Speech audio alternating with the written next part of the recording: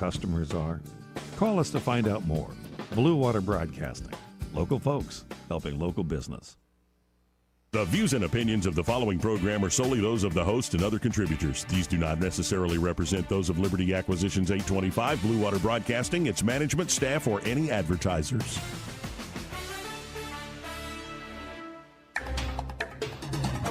It's time for Montgomery's Conversational Radio Show. It's news and views on News Talk 93.1 FM. To join the conversation, call 272-9228.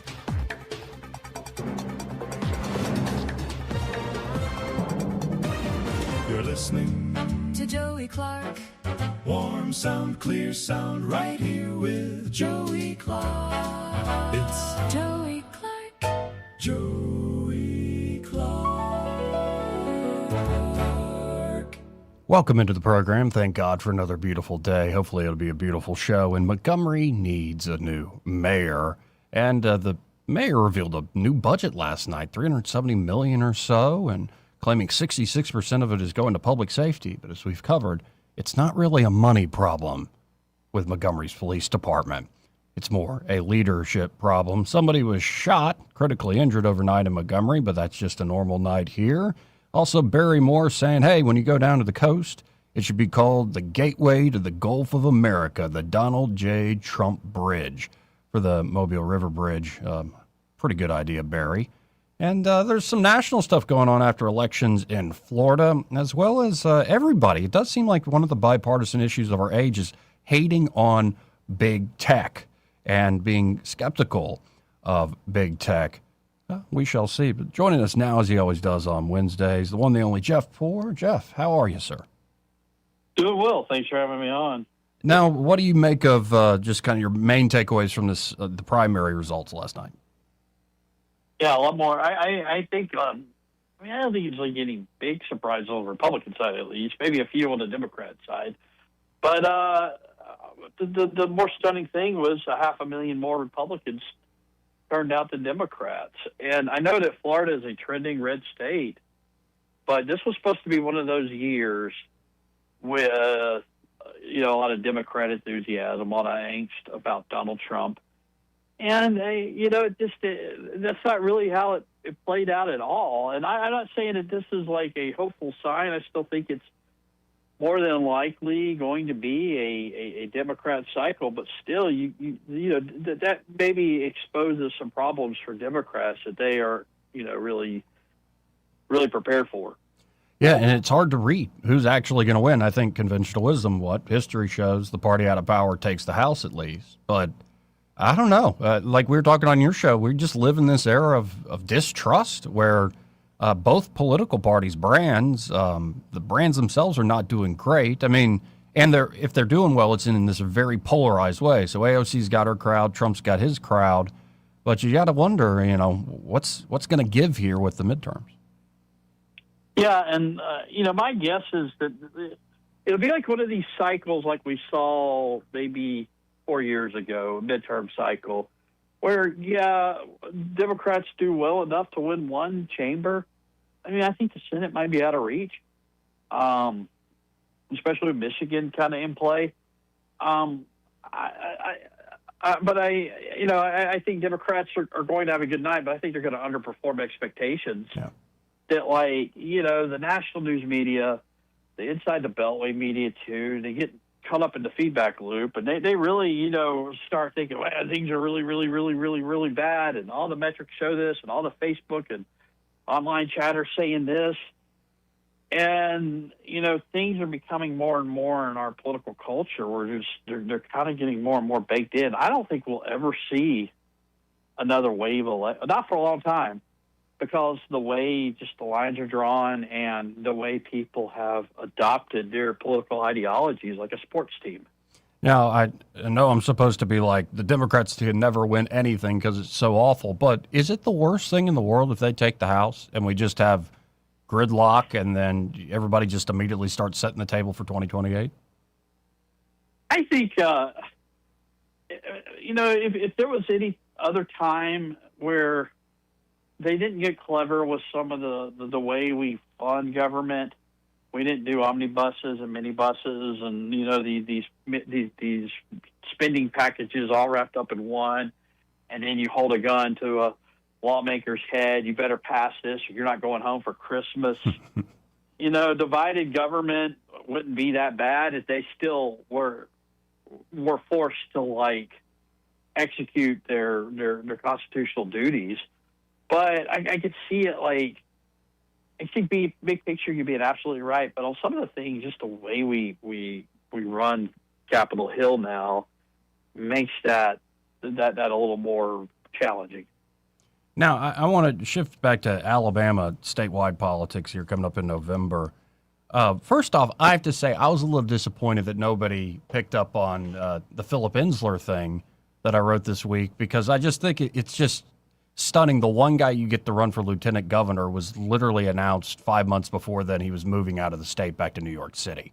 And this is the guy that you have running for things. And to me, it made me think, I don't personally dislike Phil, but it made me think here, yet again, is Alabama being used as a stage for folks that really don't care about Alabama at the end of the day. It's for an out-of-town crowd. And heck, a lot of our city's politics is that way with the tourism industry. It's kind of frustrating where it's not also hilarious. It's sort of just like taking one for the team here, I think, because he's not running again, and you're not going to get a member of the Alabama legislature to give up running for a seat. They're just a really shallow bench. And here's a guy on his way out. He could fill this spot for us. He's not going to be lieutenant governor, but we will have someone on the ballot that gives somebody something to vote for. And there's a benefit to that, you know, down ballot, you're giving people a reason to go out and vote on a general election that may not, and it may pick you up a seat or two. So I just think he's just kind of, it's more like a service to his party, and it's not necessarily a serious campaign for him to be lieutenant governor. Well, and it doesn't hurt because Doug Jones is a national nexus to a certain degree. It doesn't hurt to help out Doug. And I guess that's where I'm going next. Does Doug Jones have any chance at all? I know he's been hitting the data center thing really hard, and they're continuing to bring up the Florida residency thing and the Medicaid expansion thing. But for all the energy you see sometimes online, I don't know. I'll let you answer the question. Does he have any shot? No, I don't think so. I mean, it's just sort of foolish. Doug Jones, I think the whole Doug Jones campaign in 2026 is not to win the seat. I think it seems sort of similar to Ensler, but he even talked about it. And, like, for the health of the state, if you do believe in the two-party system, you have a flailing Democratic Party, and you could put all the right people in the party apparatuses or whatever, but you still got to get people to vote. And this is just like, let's invest the time, the resources, the effort, and start getting Democrat candidates, people accustomed to seeing a Democrat candidate on the ballot that's not still on the flowers or whatever. And let's get somebody that at least is there, that at least is talking about these things. So it's wishful thinking. I think all this stuff about Tuberville, the Florida stuff, or whatever the daily grind is on Tommy Tuberville, it's not meant to hurt his election chances. It's all being done to kind of make it a little harder for him to govern when he is elected governor. Now, do you think, though, when the point you just made, that Tuberville just doing what he's doing now, and once he becomes governor, is going to wake up a lot of the state's media, for better or for worse? It seems like everybody under Kay Ivey has been asleep for years. And in particular, even the more liberal sites, it seems like they've been even, they do their usual liberal thing, but they haven't been going after Kay Ivey viciously by any means. It does seem like Tuberville, just him coming in as a popular leader, and also perhaps an enemy of inside Montgomery, that we might actually see a little more excitement around Goat Hill. I think Ivy is always an interesting phenomenon. Like, she is Joe Biden. Her circumstances are very Joe Biden-esque. Yeah. And the loyal opposition media, some of it's paid off by her administration, and they're not going to, they're not going to bite the hand that feeds them, Right. for their advertising dollars. But some of the more well-meaning, left-wing, fourth estate types, I don't understand it. I don't understand why you have this dogged pursuit of the truth with Tommy Tuberville, but you don't quite have that same fire in your belly when it comes to Kay Ivey and sort of missing in action for the last 5 years. I mean, I don't know what you can do. She'll pop up and make a public appearance, but she's clearly not 100%. She's not even. I don't even know if she's 50%. Just no one knows. And there's also, the legislature lets her get away with it. They get what they want. Yep. She signs it into law. No one's really talking about that. It's sort of taboo to question her mental capacities. I don't understand it at all. But, even the people that she's gotten on the bad side of in that chamber are sort of shut out. And I think you hit the nail on the head. It's not just the legislature. Everybody is kind of inside Montgomery, at least folks that might make noise, is getting what they want. Maybe not perfectly, but enough to where everybody's quiet. And so just to give this angle to the audience, I know you know this, it seemed like Tuberville is going to bring in a huge group that's from outside the state. He's going to bring the D.C. team with him. Of course, we'll have to lean on certain people that really know the legislature and know Alabama politics and know Montgomery. But do you think that is a good sign? We heard Byron Donalds getting that nomination for the Florida governor saying he's going to doge the state, continue doging the state of Florida. I think the Tuberville bringing in, say, the outsider team that's already knows him, already loyal to him, is a good sign for a shakeup here in Montgomery. I think for Byron Donalds, it's going to be a lot easier because the path that DeSantis cleared, I think a lot of it has been rooted out. But there's going to be a lot of tears in Montgomery when Tommy Tuberville is sworn in.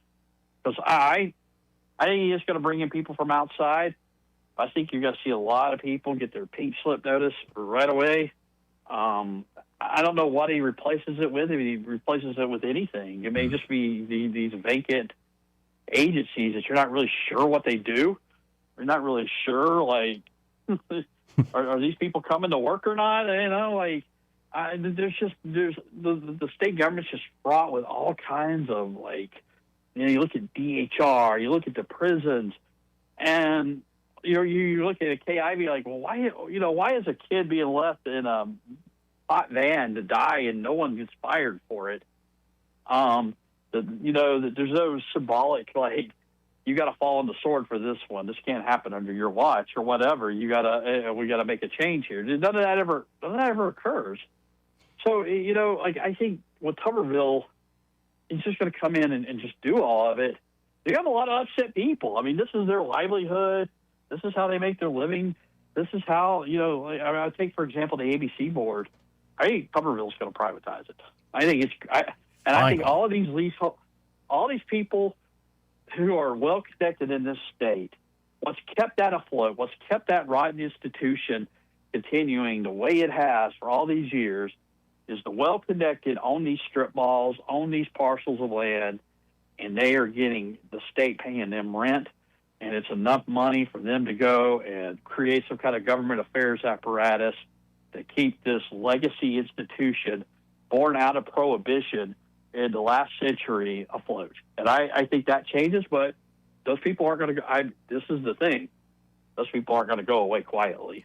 Yeah, and the example I always like to give, and I think y'all did at 1819 did the reporting on this, it was, I guess, a couple years back now, where the Department of Transportation has to put out the bid notices via all these old school media companies. And yes, they didn't do that, or that wasn't actually published properly, so they had to redo the bid. And it's just an example of an old system that doesn't actually affect the bid process. All the players in contracting in this state know it way before some local paper puts it out there. They understand everything's online. But the dirty little secret there is you force these newspapers. This is what keeps newspapers in some places in business. Yeah. Are the legal advertisements, and that they're just required by statute to have them, and they pay for them to be placed. Otherwise, these newspapers would have gone away long ago. But the point of there is, okay, you keep you keep publishing good stories about what I'm doing in Montgomery, and we'll keep that spigot turned on for these legal advertisements, and everybody's happy. That's not really the justification for why we do this.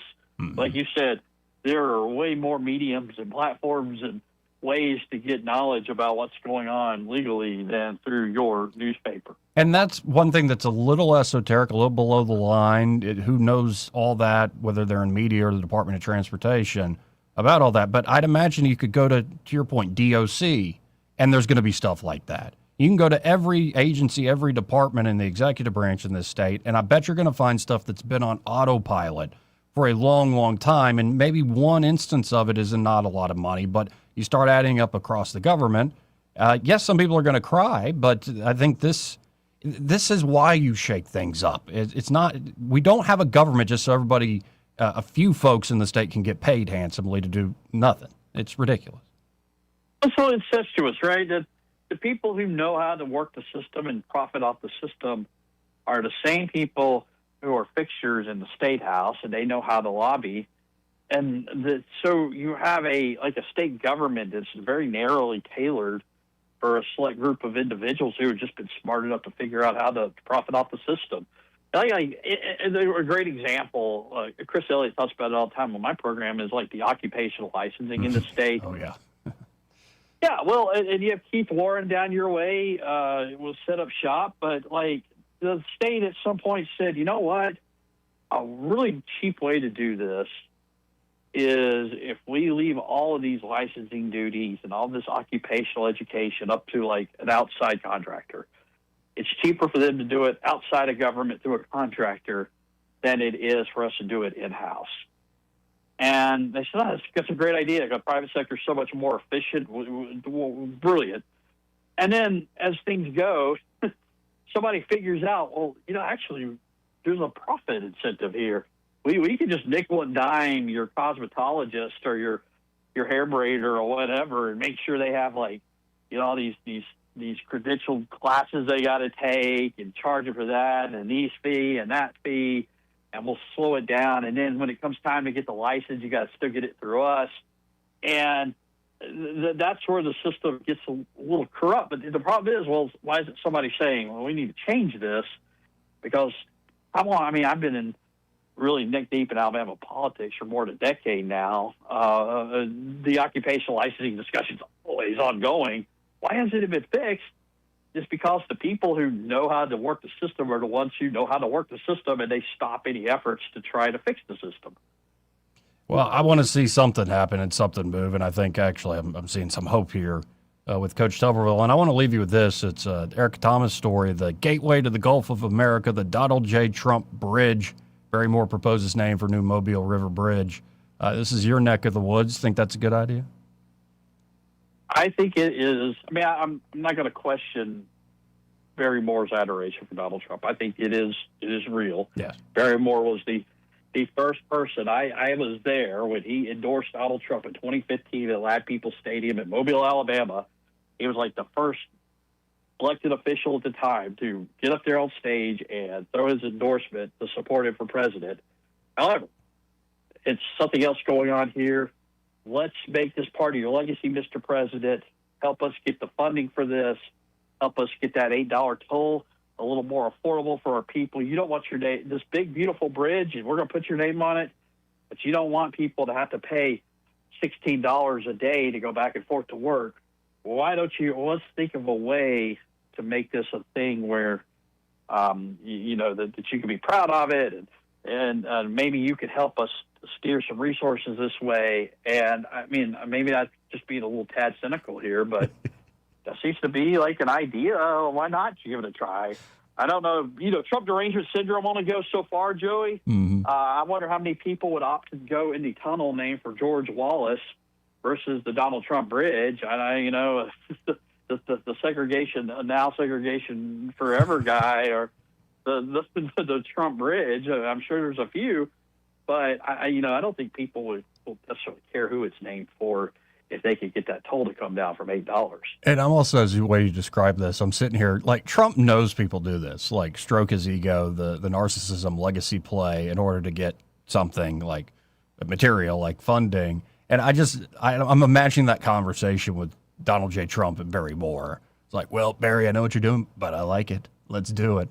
I don't know, the dynamics of it. I think you're right. Well, though that could just be an example of what the systemic structural racism. The only choice we've got is George Wallace or Donald J. Trump. You just can't have nothing in this state.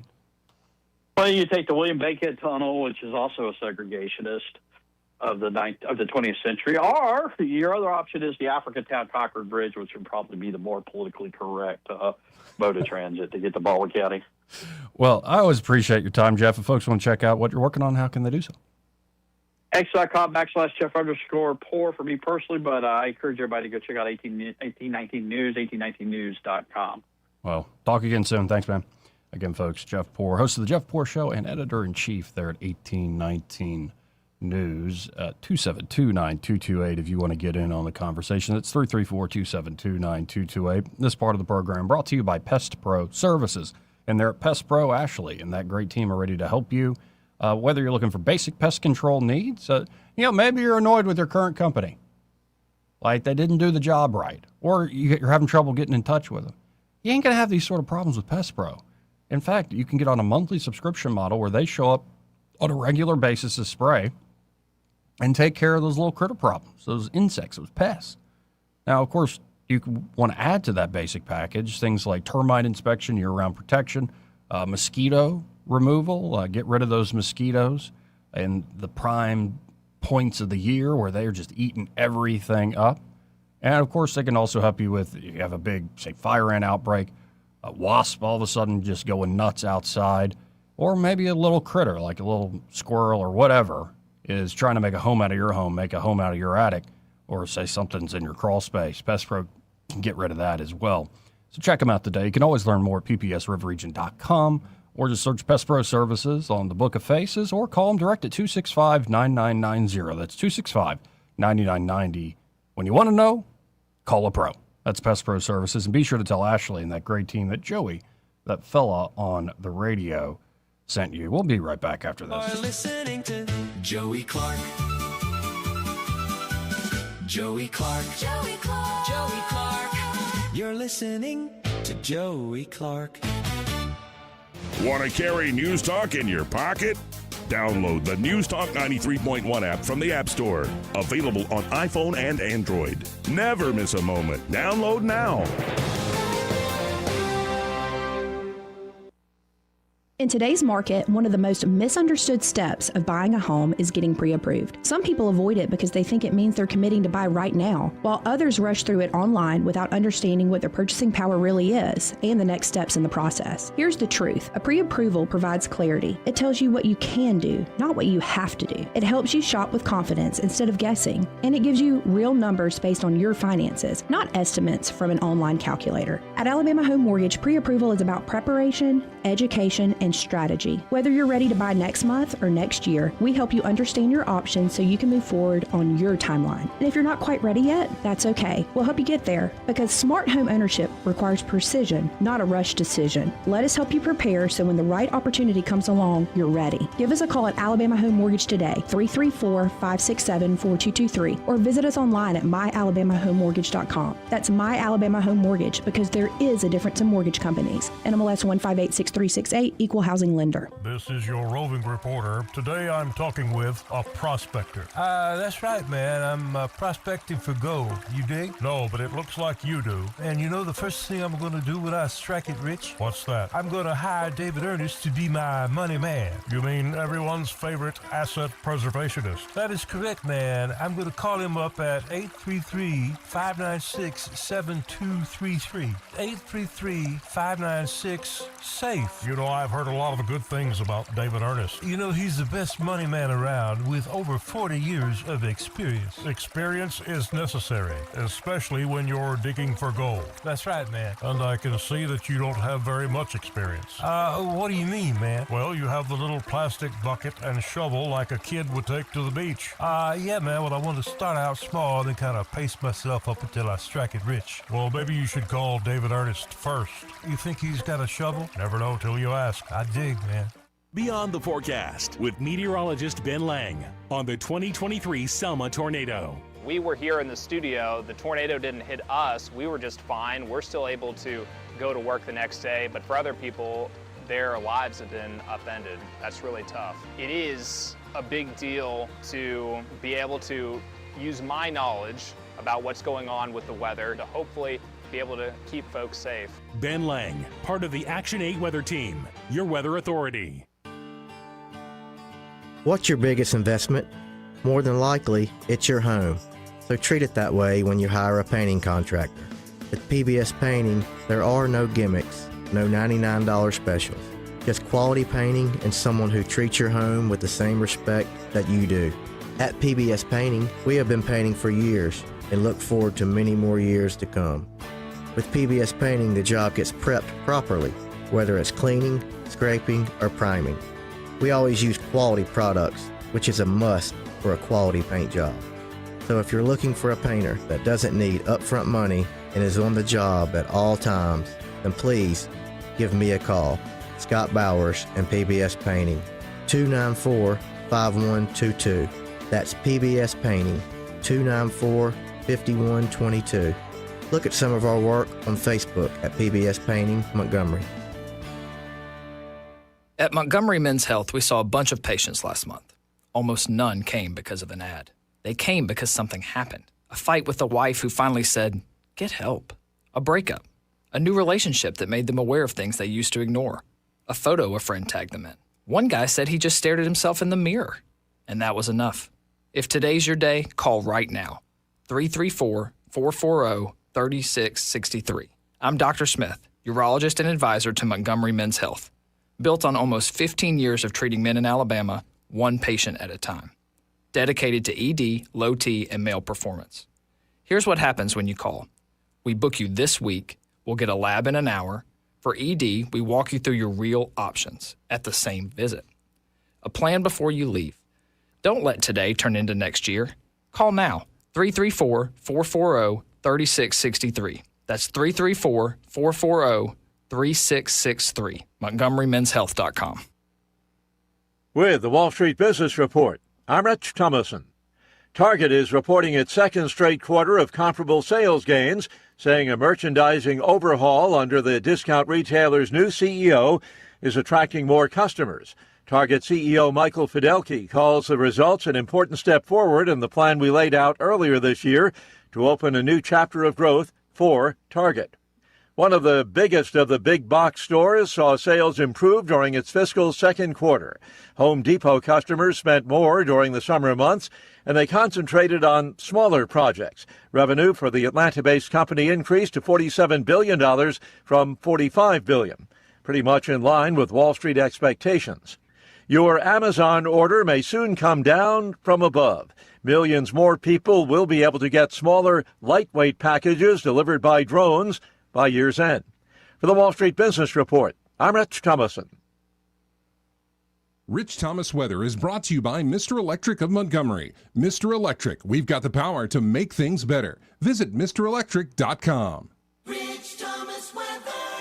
Well, hi, everybody. Another day of triple-digit heat indices, probably 105 to 110 for today and tomorrow. Mostly sunny and hot with the actual high temperature in the upper 90s today and tomorrow and mid-70s in the overnight hours tonight.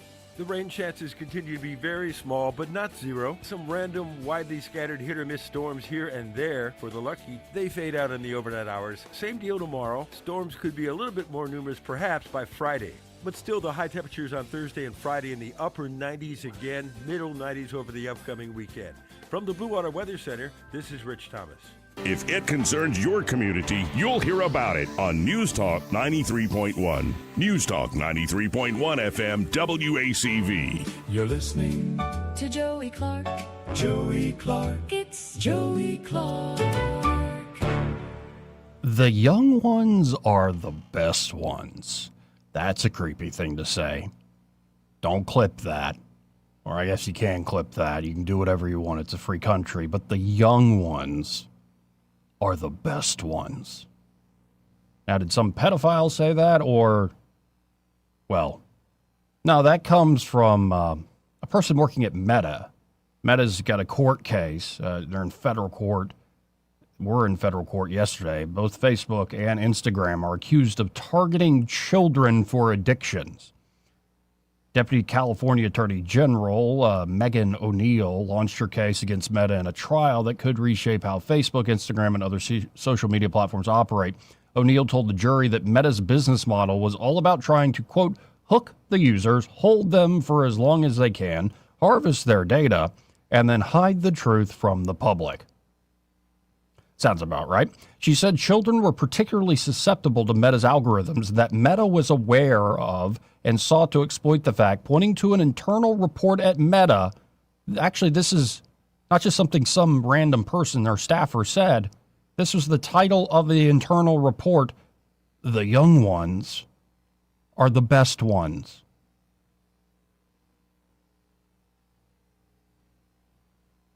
Creepy bastard.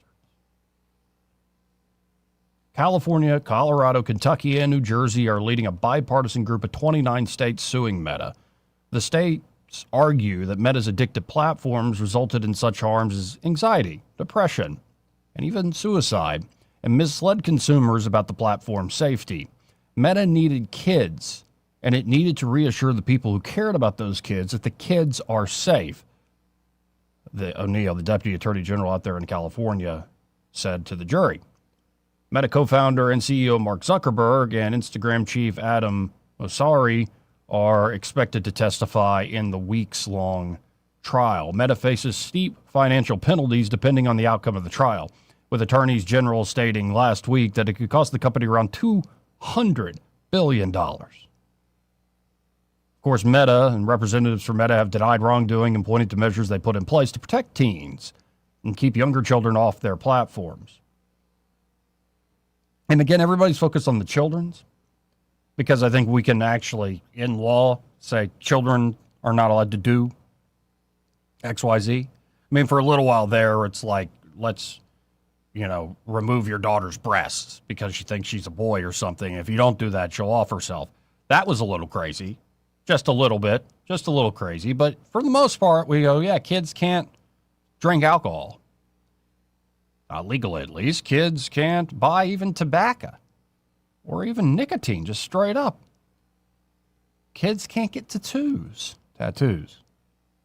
Like, there's all sorts of things where we restrict kids. Like, kids can't drive. Like, there's all sorts of stuff. So when we think about the children, you think about, okay, the government has a lot more leeway in restricting activity. I think it's beyond children. Of course it is beyond children. In fact, last night I just decided, I didn't delete my accounts, but I got rid of Facebook, Instagram, X, all of these social media apps that I was looking at less and less, but it's still, I felt the pull there. And I felt, myself getting into the sort of scrolling, the mindless scrolling, and then reading comments that nobody will remember the very next day. I'm like, what am I doing? So I deleted them. They're not on my phone anymore. First day so far without these things on my phone when I woke up this morning. It's fantastic. If you still need to hop on Facebook or you still need to hop on X or whatever you want to hop on to, use your computer, but you can get off the computer. Use it for a limited amount of time. But having it on your phone, constantly there, sending updates, trying to pull you in and pull you back. Don't do it.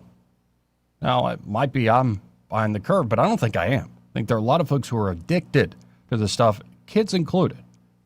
So I think we can say with common sense certainty that social media is bad for children. Yeah. And, of course, that's the blunt verdict in a recent spate of high-tech court cases in California, Kentucky, and New Mexico. At a moment where Silicon Valley has never been more dominant or ambitious, one of its signature products has all the allure and the lawsuits of cigarettes, circa 1990. On Tuesday, opening statements began in Oakland, California for this latest social media trial. California and other states have brought a case against Meta, saying that the company harnessed powerful and unprecedented technologies to entice, engage, and ultimately ensnare youth and teens. As I said earlier, Meta denies the allegations. But you know who else has some issues with social media, screen time, and the addictive nature of devices? Quite a few of the very tech executives who created these things in Silicon Valley. Well, at least when it comes to their own household. So their companies are trying to entice, engage, and ultimately ensnare youth and teens. But hey, little XYZ, that's not just a filler. His name is literally XYZ because these people are crazy. You're not allowed on the screen. You're not allowed on the platform. The very platform Daddy has built to take over the world, I ain't letting you on there, son. It's bad for your health. I don't generally want my kids to be sitting in front of a TV or computer for a long period of time. Mark Zuckerberg once said, interacting with people is good, but passively consuming content, just going from video to video, was not associated with the same positive benefits, Zuckerberg explained.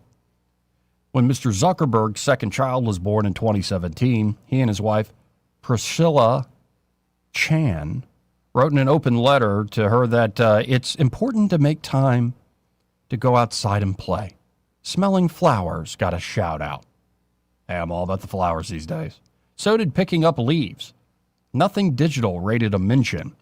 Tech executives like Mr. Zuckerberg don't talk about their own families often. When they do, however, they usually make clear their wariness of tech. For their children, tech does not play the same role as it does for the rest of society. Teacher, babysitter, all-purpose distraction, and increasingly constant companion, the creepiest of all. It seems barely there at all. The executive's comments are generally off the cuff and are snapshots of a moment. Mr. Zuckerberg, for instance, talked about his children 7 years ago and has said little since. A Meta representative declined to say anything more. Peter Thiel, who was the first outside investor in Facebook and a longtime board member, said he limited his children, then 3.5 and 5 years old, to an hour and a half a week of screen time. When he mentioned this at the Aspen Ideas Festival in 2024, the audience gasped. Many children that age experience that amount of screen time in a day, or even in a morning. But Mr. Thiel said he was a typical Silicon Valley parent. There are probably a lot of people in tech who do something quite similar for their own families, Thiel said, adding pointedly, there's some questions that might lead you to ask. Mr. Thiel did not respond to requests for further comment. Even as the new Meta case was heading to trial, British researchers raised new alarms about tech and young children. The benefit of digital screen exposure for babies is negligible, while the potential risk of use on physical, cognitive, social, and emotional development, so that's like everything, right? Let's probably throw in spiritual too, but science doesn't want to even talk about that. But the risks are substantial for all these things: physical, cognitive, social, emotional development. This is according to the Interdisciplinary Action on Digital Device Immersive Conditions team. Tech people seem to realize this from the beginning, said Mara Fath. Not Faith, Mara Fath, F-A-T-H.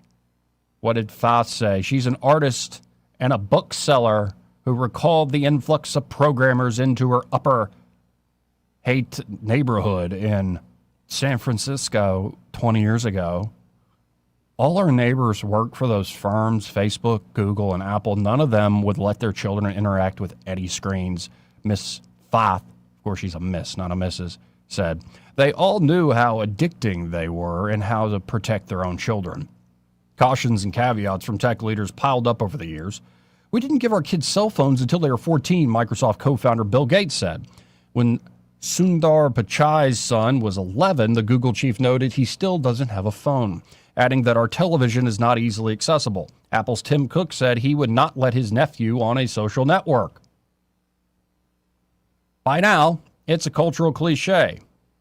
In The Audacity, Jonathan Glatzer's new AMC series, a girl at a Silicon Valley party is surprised that a boy has a smartphone. Arms dealers don't give their kids landmines, she explains.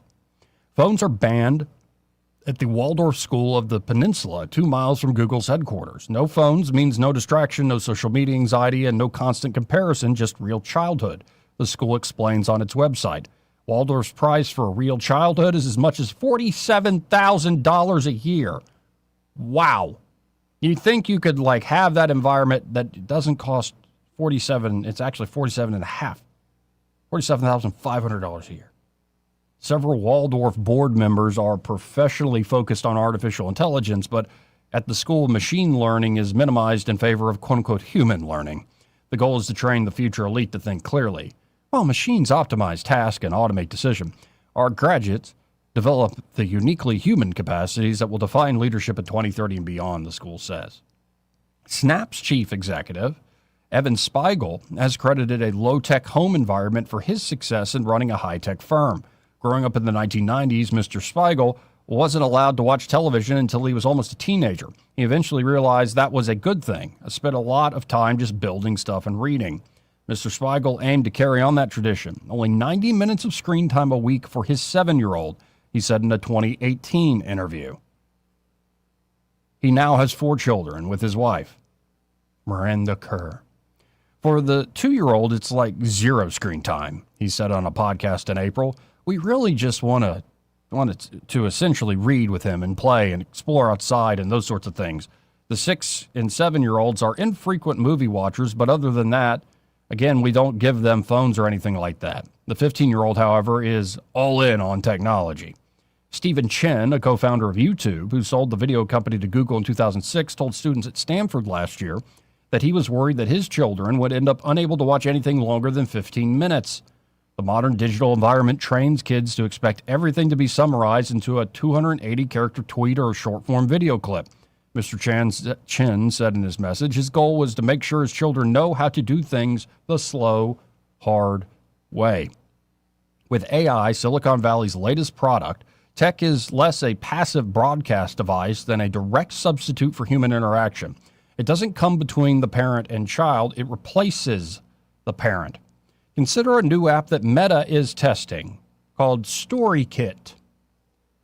I already don't like it.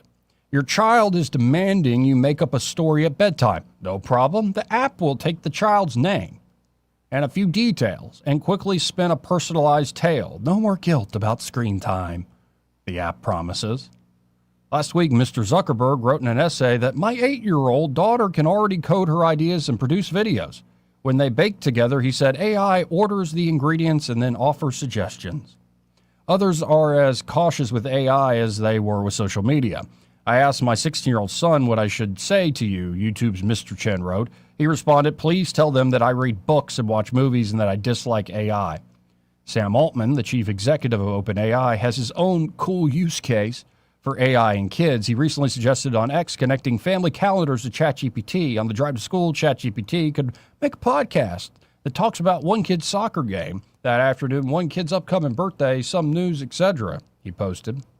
Using AI to talk to your family is something for others to embrace, though.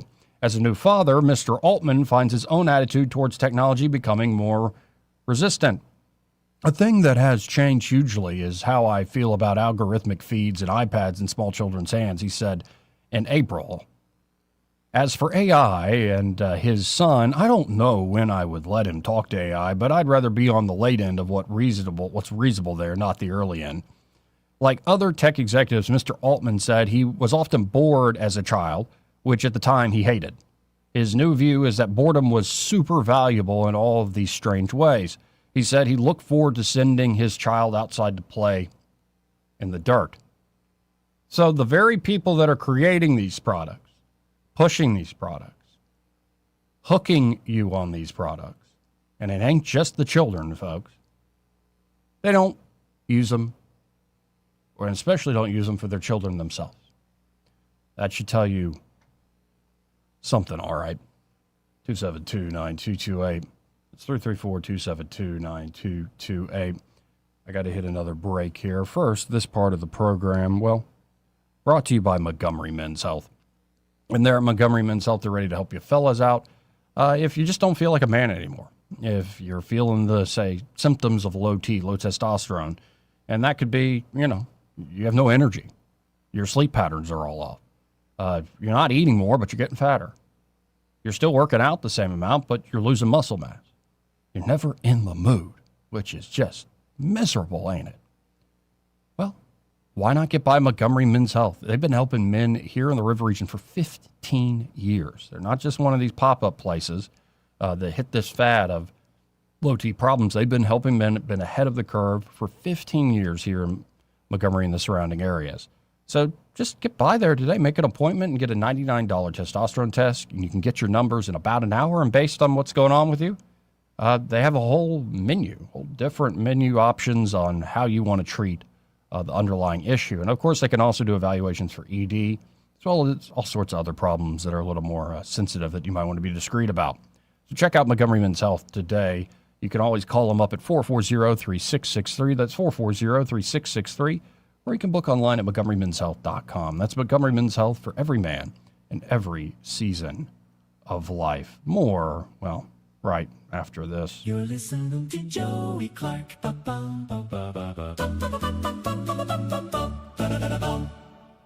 Want to carry News Talk in your pocket? Download the News Talk 93.1 app from the App Store. Available on iPhone and Android. Never miss a moment. Download now. For too long, Alabama's statewide news companies have shamed us for our conservative Christian values. Alabama deserves a news company that cherishes our culture, a company that isn't bought and paid for by the powers that be. 1819 News is that company. Run by Alabamians for Alabamians, 1819 News celebrates what is good and beautiful about our state, while exposing those who work against our values in secret. Just go to 1819news.com to learn more. Subscribe to our newsletter. That's 1819news.com. You want your floors to scream new, fresh, and stylish. But if yours are groaning, tired, old, and outdated, you're in luck. Because at Prattville Carpet, you can revitalize your floors while you save on the best brands available with perfect and professional installation and Prattville's unbeatable lifetime warranty. Hi, I'm Ray Bowles from Prattville Carpet. If you're looking for carpet, hardwood, laminate, vinyl plank, or ceramic tile, call us today for your free measurement. Start shopping for your floors right now at PrattvilleCarpet.com. Prattville Carpet, we're more than just carpet. News and talk without the static. The River Region's most trusted voice. News Talk 93.1 FM WACV.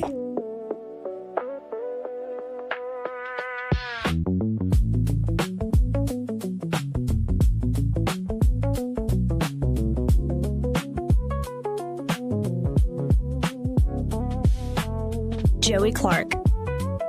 Welcome back. This part of the program brought to you by Waverly Advisors, formerly Invista Advisors, and that's Waverly with Austin Baranko and the team there. They are ready to help you with your financial planning needs, or say asset management needs, or it could be you run a nonprofit or endowment of some sort. Maybe you got a small business that you need help out with. They can give you fiduciary advice as well. And of course, Invista Advisors now joined Waverly Advisors, expanded their resources and services available to their current clients, and would love to bring on new clients, again, to help you with planning through all your financial needs. It could be you're wanting to set up a true retirement fund. Could be you want to get life insurance together and a clear investment plan for taking care of the kids as they grow up. Could be you're more concerned about end-of-life issues. You want to make sure everything is buttoned up there. Or it could be all of the above. You just want to do the whole package. They can help you there at Waverly Advisors. You can always go to waverly-advisors.com or just call them. Same number as always, 387-0094. That's 387-0094. Be sure to tell Austin Baranko and that great team there that Joey, that fellow on the radio, sent you. Now, I saw a local story here that changes are coming to checkout lanes at Publix. Now, I know some of y'all are more food outlet folks. Some of y'all are more Piggly Wiggly folks. And that's fine. But if you are a Publix person, well, I guess this is a Florida export. I think they started in Florida. There's change coming to the checkout lanes. They're doing away with 10 items or less for its express checkout lanes. Publix said the change will give its employees greater flexibility in managing checkout times. Rather than adhering to a specific item limit, our focus is on reducing wait times and ensuring customers can be served as efficiently as possible. Yeah, but the 10 items or less checkout kiosks are much smaller. So how are you going to fit 20, 30 items when you just got this tiny little platform right there? But I guess people got tired of trying to enforce that rule. Nope. You have 12 items, sir. Wait in line. Nope. You have 11 items, ma'am. You watch yourself and you wait for the bigger kiosk. We got other people here. But then, when there's nobody there, it's kind of gone by the wayside, the 10 items or less rule. That's only for express checkout lanes. I guess there's still going to be the 10 items or less main aisle you can roll through. Reports indicate that some stores have already seen the change, while others will see it implemented this fall. Publix has not said how the new rules for express lanes will distinguish them from the other lanes. The grocer employs more than 260,000 people in a little over 1,400 stores, which is pretty crazy. Big employer there. So, who needs 10 items or less? I mean, I like to go in when I don't have to do... I like to go to the grocery store on a frequent basis. I don't like doing the big haul, especially with how much groceries cost these days. You go in for what you need, you get out. When you got to do go around the whole store, you got a huge cart, you got to lug in all this stuff. I don't want to do that. I mean, I got the strength to do it. I got the body to do it. I'm still a fairly young man, but I don't want to do that big haul. Let's just stop by when we need a thing. As I mentioned earlier, the mayor revealed the budget last night, I believe, at the city council meeting. And the proposal includes a total balance of about $370 million. So I'm looking at this WSFA story, and that looks like a typo. It says 370, 4111, 346. But about 66% of that expected to go towards public safety efforts, including police, fire, recreation, and street maintenance. Wait. Recreation gets included as public safety? How? Anyway, the mayor, at least he's mayor for now, says Montgomery continues to move forward because we have remained focused on responsible financial stewardship while investing in the priorities that strengthen our neighborhoods and improve quality of life. The police budget would go from $62.2 million to $65.2 million. And meanwhile, Montgomery Fire and Rescue will get about $61.5 million, an increase from the $58 million last year. Also in the proposal, sales tax will increase approximately 9%, while lodging and rental taxes will grow between 3% and 4%. While not given an exact amount, the proposed budget will continue to put money towards housing initiatives, street improvements, community center revitalizations, and more. The budget allocates more than $10 million towards supporting nonprofit organizations and services that support emergency services, violence prevention, arts and culture, and more. City Council will have a few weeks to actually look this over and suggest any revisions. So anyway, we got to hit the stop there, right? Be right back after this. Broadcasting from the Riverside Chevrolet Master Control Center, this is WACV Cusana, News Talk 93.1 FM. When it's Chevy, it's Riverside. With SRN News, I'm Bob Agnew in Washington. Tuesday's primary results in Florida produced big victories for President Trump as his selection to be the state's next governor was moved forward. Byron Donalds capturing the Republican nomination. The scandal over the government's handling of the COVID-19 pandemic has broadened now as a former senior advisor to Dr. Anthony Fauci has pleaded guilty to his role in actually concealing federal COVID-19 records at the time, using his own private email, which was against the rules, to conceal some of the data. Amazon plans to offer drone deliveries to millions more people this year. Up to 500 suburban areas around the country could be getting packages of 5 pounds or less delivered by drone if Amazon succeeds in carrying out that plan. On Wall Street, the Dow Jones Industrial Average right now is up 103 points. This is SRN News. full speed into summer, and if you're thinking about buying a home this year, here's what you need to do first. Get pre-qualified, not once you found the house, now before you even start looking. Here's why. In this market, houses sell in days, sometimes hours. The buyers who win aren't the ones with the highest offer. They're the ones already approved, ready to move, with a lender who can actually close. If you're not pre-qualified, you're a week behind. Maybe that house is gone. Well, I want to tell you about Fellowship Home Loans. For over 20 years, my friends Mike and Brian, guys that I've worked with, they've built Fellowship around one thing, getting loans done for real families with unique situations. They use programs and options that typical lenders don't take the time to explore. Down payment solutions that fit the way people actually live. Everything's done in-house, one roof, one team, all with a servant-led mentality. Get pre-qualified today. Go to fellowshiphomeloans.com/Mike G or call 800-510-MIKE. Fellowship Home Loans, mortgage lending by the book. Nationwide Mortgage Bankers, DBA Fellowship Home Loans, Equal Housing Lender, NMLS number 81938. Rich Thomas Weather is brought to you by Victoryland. Giveaways galore all summer long. Diamond Days Diamond Jewelry Giveaway and TV Tuesdays TV Giveaway with $185,000 in free play at Victoryland Casino, where you can be a winner too. Victoryland Casino, off I-85 exit 22, Shorter, Alabama. Rich Thomas weather. Well, hi, everybody. Another day of triple-digit heat indices, probably 105 to 110 for today and tomorrow. Mostly sunny and hot with the actual high temperature in the upper 90s today and tomorrow and mid-70s in the overnight hours tonight. The rain chances continue to be very small, but not zero. Some random, widely scattered hit-or-miss storms here and there for the lucky. They fade out in the overnight hours. Same deal tomorrow. Storms could be a little bit more numerous perhaps by Friday. But still, the high temperatures on Thursday and Friday in the upper 90s again, middle 90s over the upcoming weekend. From the Blue Water Weather Center, this is Rich Thomas.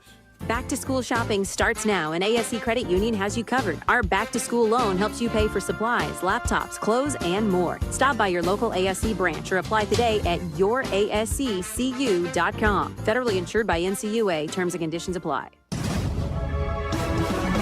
From the Blue Water Broadcasting News Center, these are today's top stories. A Selma man has been arrested in connection with a deadly July shooting in Montgomery. MPD responded to reports of a fight on Debbie Drive July 19th around 2 a.m. 25-year-old Malcolm Davis had been shot several times and died at the scene.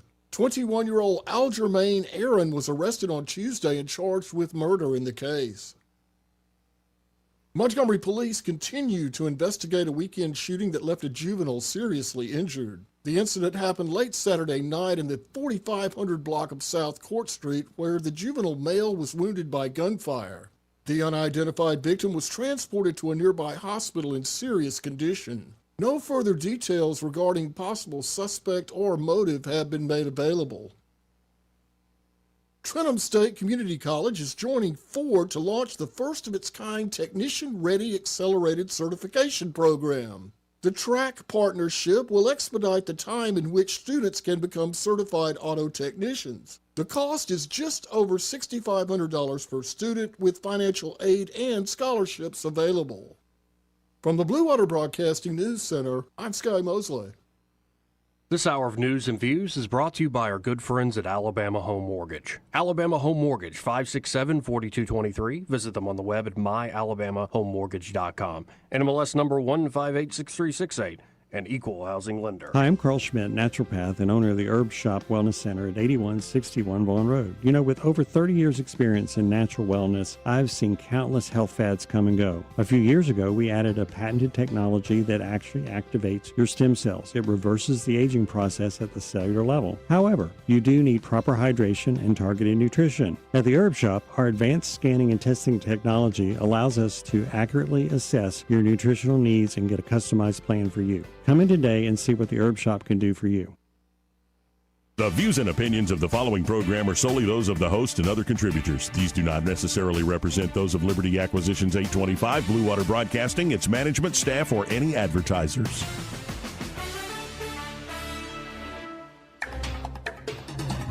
It's time for Montgomery's conversational radio show. It's news and views on News Talk 93.1 FM. To join the conversation, call 272-9228.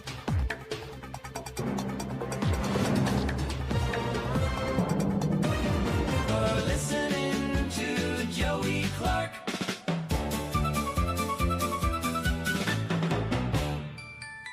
So Byron Donalds is looks like he's going to be the next governor of Florida. I suspect he will be after winning the Republican nomination last night in the great state of Florida, be the next governor there to take over the reins after Ron DeSantis is done. And he will be, I believe, Florida's first black governor. They've never elected a black governor. The closest was Democrat Andrew Gillum in 2018, who was like, ended up having a really bad drug problem and did all sorts of nasty stuff. Unfortunately, I think he was just arrested here in Alabama down on the coast. But if Donalds wins in November, he will also be the first black Republican elected governor in modern U.S. history. Huh. So that'd be a big deal. A black conservative actually rising to the top leadership spot in a very big, important conservative state. So here's a little bit of what Donald said last night, and I love it. This is just about Dojin thing. Affordable Florida starts with a limited government that respects hardworking taxpayers who fund it. Under my watch, every contract, every budget, and every fee this state spends will be posted online, out in the open, where you can see it. We are going to continue the Department of Government Efficiency that was started here in Florida under Governor DeSantis. As your governor, we are going to doge all local governments and all state agencies. There will be no sacred cows. Amen. So taxpayers deserve to know that their hard-earned dollars are being spent efficiently, transparently, and with total integrity. Now, Donalds himself has downplayed this whole idea that he'd be the first black governor, not only of Florida, but of the Republican Party in the modern era. But he's called, for instance, Florida a meritocracy. It emphasizes record, his positions, and continuity with DeSantis and Scott, that era, rather than his identity, though he has described himself as a black MAGA patriot. So it's almost like if you just have a good career in the Congress, that if you know what you're talking about in terms of the policies, you present them well, people think you're a fighter, that they'll vote for you. Huh. And I bring up he's a black conservative and emphasize that so much because I found this fascinating clip of all people, Stephen A. Smith. And he's sitting there with Chris Cuomo. But Cuomo sets him up well to actually address an issue because Stephen A. Smith was given a quote-unquote thumbs down award by the National Association of Black Journalists. He was given a thumbs down award for allegedly disparaging black women. Stephen A. Smith, disparaging black women, says the National Association of Black Journalists. So here's Stephen A.'s response, and again, it's going to be fascinating to watch how uniquely, racially, Byron Donalds has been and will continue to be attacked. And if Stephen A. Smith continues to gain ground, how uniquely, racially he will be attacked because of his supposed politics. But, if anybody can speak for themselves, it's Stephen A. Smith. Let's listen into this. Journalist.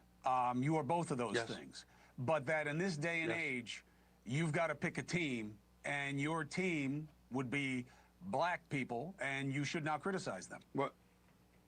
Well, first of all, black folks criticize each other all the time, amongst family, amongst friends, or whatever. That's number one. Number two, it would matter to me more, Chris, if they said that. That's not what they said. They said I disparage black women. I was raised by black women. I have 2 daughters. I have 10 nieces. I have 4 older sisters. What the hell are they talking about? There's no truth whatsoever. I own my own production company and my own YouTube channel. I employ 6 black women. I have an accountant. I have a lawyer that are black women. I have big upped and promoted and supported black women all my life because they did it for me. So when you say that I am disparaging black women, you need to back that up. And as an organization, the NABJ failed to do so. If you want to engage in politics and you want to say, we don't like the political tilt that you have to your commentary, well, that's a worthy discussion for a journalistic organization. But you're a journalistic organization that's supposed to be foundation, based on fact. And that's supposed to be your foundation, that and objectivity. And you were neither objective nor factual because they were wrong with what they were saying. They didn't have any facts, and they clearly weren't objective. And that was my point. And to give me that thumbs down 5 weeks before I'm to be inducted into the Hall of Fame, and oh, by the way, a year removed from me taking a national television show like First Take for ESPN, back-to-back years in Chicago in 2024 and in Cleveland in 2025. Those years, both years, I took my show to the NABJ conference. Nobody, when have you seen a live national television show broadcasting live from a journalism convention? But that's what I did. Obviously with the help of ESPN and the bosses like Dave Roberts and Burke Magnus and Jimmy Pitaro. They enabled that to happen. What are they talking about? This is not based in fact. And that's why I know for a fact that, you know what, you've got liberals out there that's in the ear of these people that facilitated them making this kind of position. And I'm calling them out for it because it makes no sense whatsoever. There's no truth to what they're claiming. And it's highly offensive. And I want the world to know that. Again, it's a fascinating dynamic, and I'm looking forward to the day it will die, that strategy actually being effective. And I think actually we're seeing it in the death throes. I think it coexists with the death throes of liberal boomerdom. Now, it doesn't mean there aren't going to be liberal people or socialist people or people on the left, but the sort of politics in particular Doug Jones represents, he wants to say, well, we can't just close the history book. Doug, we're closing the history book. Doesn't mean we get rid of everything in the books the way you hyperbolically exaggerate. Oh, the Voting Rights Act's dead. The Civil Rights Act's dead. No, there's a lot of stuff in those acts that are still law, have the full force of law. Not to mention the massive cultural changes since that era. In many ways, the liberal boomer won. But they thought because they won then, they must win forever. I think some of the rhetoric and self-identification won't happen overnight. I think it's going to change. It already is changing. And it's a welcome change. You want to be pissed at me? You want to criticize me? Do it for what I actually think and say. Do not make it a loyalty test, certainly not one about being a certain authentic race. Because another nasty dynamic of this, and this is where I think the woke left wants to take things, is they would love for it to be about loyalty tests to race. And part of why I think they would love that is they want the white identitarians to rise. Because then it becomes this self-reinforcing cycle of what really matters, at the end of the day, that in terms of your identity, what really matters, not your faith, not your politics, not your consumer preferences or your economic choices. What really matters is what racial tribe you're a part of. And when people start thinking that way, well, not only is it real dumb, but it sort of reinforces, I would say, a collectivist mindset, a socialist collectivist mindset that denies human dignity, denies human liberty, and will probably create a lot of more resentment and hard times, not only between so-called races, but within the racial groups themselves. Because that's exactly what we're talking about here with black conservatives. You're talking about strife within the identity group itself. That you aren't authentically this. We're going to take this card away. And I think, as I've long said, what I would love to see is your race becomes about as important as your astrological sign. Oh, you're a Pisces. Good for you, you freak. Now, are we there yet? No. I'm not predicting that. We'll go that far with it. But what I would push for and hope for, and I know a lot of people generally agree, despite the sound and fury of so much of the politics and the cynical games that are played around this in politics explicitly, is no, the most fundamental thing to your identity is your faith and your love, who you serve when you wake up in the morning. Because you're going to serve somebody. And it's much better to say I serve God, or I serve my kids, and I serve my wife, than it is to say I serve my race. It's even better to say I serve my country than to say I serve my race. I serve my community. I serve my church. I serve strangers, yeah, who need a helping hand. There's a lot of things. What are you at the end of the day? And then you can add all the fun stuff, what football team and what music preferences and what food you like. Maybe you literally serve people because you're a chef or you're a high-end server, like in a restaurant, literally. But it was just on the top of my mind seeing that treatment was already being given to Stephen A. Smith. Because I don't think Stephen A. Smith is like a card-carrying Republican by any means. I think has a more manly view of politics, a common sense kind of view of politics than, say, a lot of the left would prefer. But it doesn't mean he's like a hardcore conservative on every issue.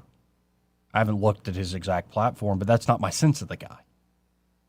And in fact, I think there are a lot of, say, hard-nosed folks that come from the rough and tumble media world that have been very successful in this world, especially in major media markets, major cities, where you have to be hard-nosed about all aspects of life, especially if you built something.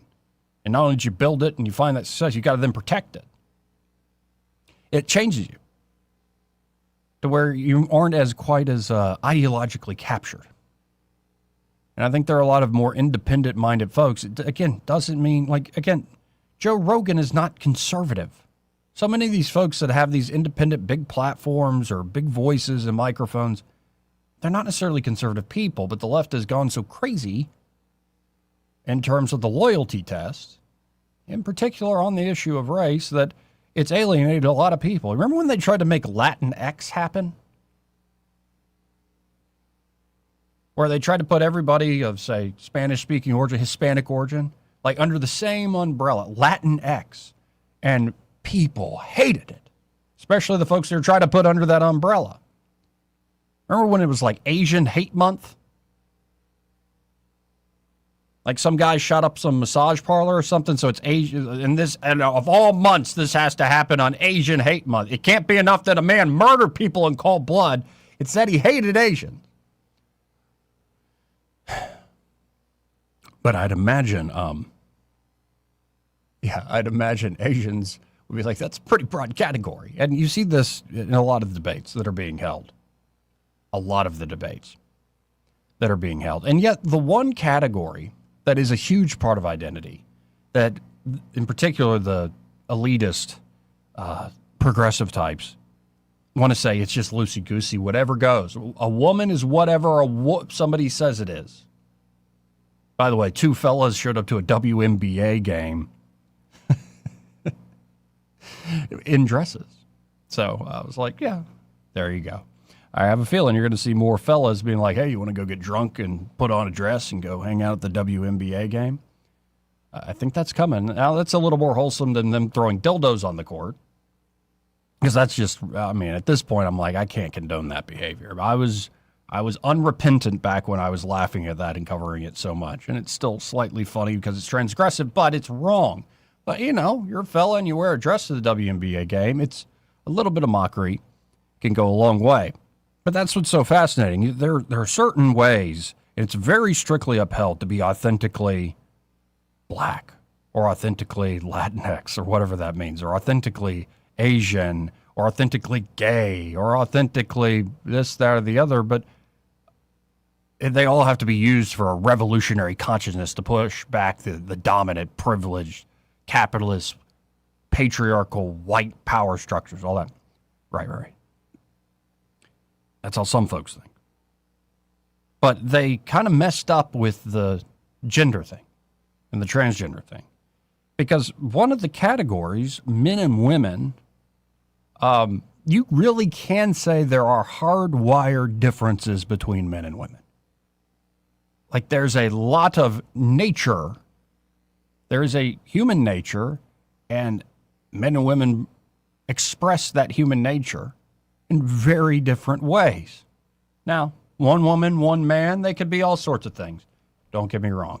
But on average, what you're going to find is women and men, that's a pretty hardwired thing. And yet, that's the one category where they say there's no such thing as authentically male or female. Well, it messed up the game a little bit. In particular, when they hitched the ride of the success of, say, black Americans with the civil rights movement to things like transgenderism. And as much as I see somebody like Doug Jones say, well, we got to close the book on that. We can't close the book on our great history here and, the place where the very soil we built these movements and stuff. And it's like, yeah, but when did the Selma to Montgomery March become about sex changes for kids, Doug? And I say that in a crass way just to get your attention. There are more sophisticated, nicer ways to put it. But that's what it became. And so one of the ironies here is the more they moved away from men are men and women are women, and you can kind of literally change your sex, or, I can do anything you can do. I can do anything better than you. Like, you dare hold back the ladies. They can do the same thing as men. Mm-hmm. Well, what you're finding, though, is in these places where they've created this very egalitarian thing, where there are no clear gender roles at all. Let's just keep breaking those down. And they are being broken down. As we reported last week, more women are working than men in this country right now. That's a huge change from 50 years ago. Huge. 56 years ago. That might be bigger than the civil rights movement. Like, you have more women working in the United States of America than men. And it especially gets skewed like crazy when you go to the younger generations that have been fed all this cultural Marxist slop. But what's fascinating is the more you've broken those traditional roles down, the more you've pulled them down along with statues and everything else.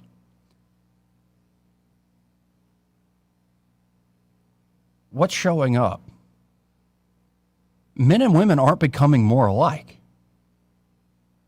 In fact, they're becoming more polarized. Their differences are becoming more exaggerated. Where man and woman should be in a complementary sort of arrangement. Now that everybody acts like, well, it could be two dudes or two ladies or three. We could have a throuple about it. You start to notice, not that everybody all of a sudden becomes real equal, but that the differences start to get exaggerated. And so, interesting study. Now, this was in England, but I think such a big sample size reflects the youthful population also in the American and the West in general. But the prevailing narrative right now is that young men, under the influence of the manosphere and enchanted by like men's rights activists and misogynists such as Andrew Tate or whatever, are being politically radicalized faster and in greater numbers than young women. And this creates a gulf of like political sensibility and all sorts of other cultural, worldviews between young women and men. The men who are now dramatically inclined to the populist right compared to other parts of the population. That's the prevailing narrative. By the way, why is it the prevailing narrative? It's because the elite, official, expert institutions say it is. But unfortunately, it ain't that accurate. At least not completely accurate. There are some men getting radicalized, don't doubt. But actually, it's young women moving to the radical left that's widening the political gender gap among the under 30s. This is a new survey by Merlin Strategy. to explore the phenomenon in more detail. And again, this was in Britain. So, it's probably slightly different. If you sampled a few thousand young men and women in Alabama compared to California, it's probably going to be a little different. But it's one big sample size that we should pay attention to. But as expected, they found that there are significant divides between young men and young women. But they are not just confined to political views. Gen Z women are more left-wing than their male peers when it comes to politics and economics. This generation of women is also much more pessimistic about the country and their own lives than men, and substantially more negative towards men than the men are towards women. 72% of men under 30 say they have a positive view of the opposite gender, compared with just 50% of women of the same age. 38% of men say they feel very positively towards women, while only 18% of women say the same thing about men. This trend is particularly pronounced among women under 25, of whom just 35% feel positively towards men. Men of this generation overwhelmingly think they're understood by women and can trust members of the opposite gender, whereas women report much lower scores on both questions. The gap is much more pronounced when it comes to safety and consent. More than 4 in 10 of the women surveyed said men did not have the same understanding of consent and sexual relationships that they did. While much debate about declining birth rates focuses on prohibitive economic conditions alone, which is a problem. Again, if more women are working than men, and a lot of, especially young men, aren't working at all, they're not even in the workforce, who wants to marry you, dude? You might find that one unicorn that really just loves you for you. But rarely does that actually work out. But the thing is, you can't just focus on the economics. You should also focus on how the younger generations of women feel towards the very idea of motherhood. Young women are twice as likely as young men to say they would not like to have children. 15% compared with 8%. And among white women under 30, that increases to 1 in 5. 1 in 4 young women say that their partner having different political views to them would be a red flag in the relationship. However, on particular political issues, women's stance is more hardline. 6 in 10 say they would find it difficult to date someone who disagreed with them on Palestine and Israel.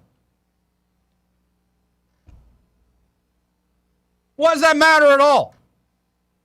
Seriously, why does that matter at all? What if I have no opinion on it? You're going to hate me then?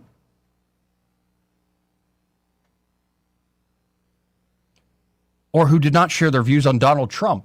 Oh, my. That. Oh, no. I can't be with somebody unless they hate Trump or they love Trump. I can't be with somebody unless they're on the right side of the Israeli-Palestinian conflict. This is, talk about, the main part of your identity being race or whatever. This is like real dumb too. Politics is important, but it shouldn't be the most, especially when you're trying to pick out somebody you want to love, that you want to serve and take care of. You're going to decide based on what's happening in Gaza? What Trump's up to that day? 74% said they'd find it difficult. 74% of women said they find it difficult to be in a relationship with someone who did not share their views about social justice. Young women are also more likely than young men to say they would not have a relationship with someone who disagreed with them over immigration. Women under 30 are much more inclined to be on the left economically than men their own age, although both favor increasing government intervention and believe that it is more important to reduce inequality than it is to grow the economy, because young people are young, dumb, and full of ideas. While young women are relatively evenly divided on whether they believe it is unfair some people have more than others and we should redistribute wealth, or that people deserve to keep what is theirs even if that means that others have less, men are more decisively split. 37% are inclined towards redistribution, whereas 51% are not. Men of this generation are substantially more positive about capitalism, whereas women view it substantially less favorably than communism. Wow. Yeah, women have a +2 view of capitalism, but a +11 view of communism. This is in part a consequence of how young men believe the economy works well for people like me. Well, it ain't as much at all, young man. This is just fascinating. Absolutely fascinating.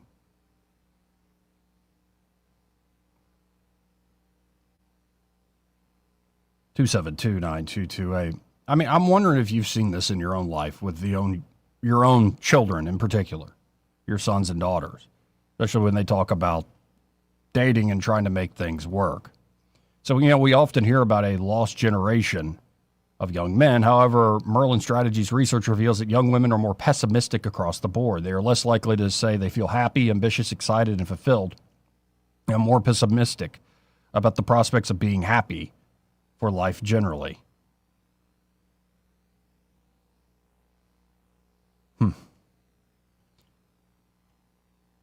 I don't know. It's not looking great, folks. Not looking great. In particular, when we start getting into this envy, it's not fair that some people have more than others, or he got more than me. Now, fairness is a kind of inbuilt thing, but when it gets out of proportion, it gets nasty, folks.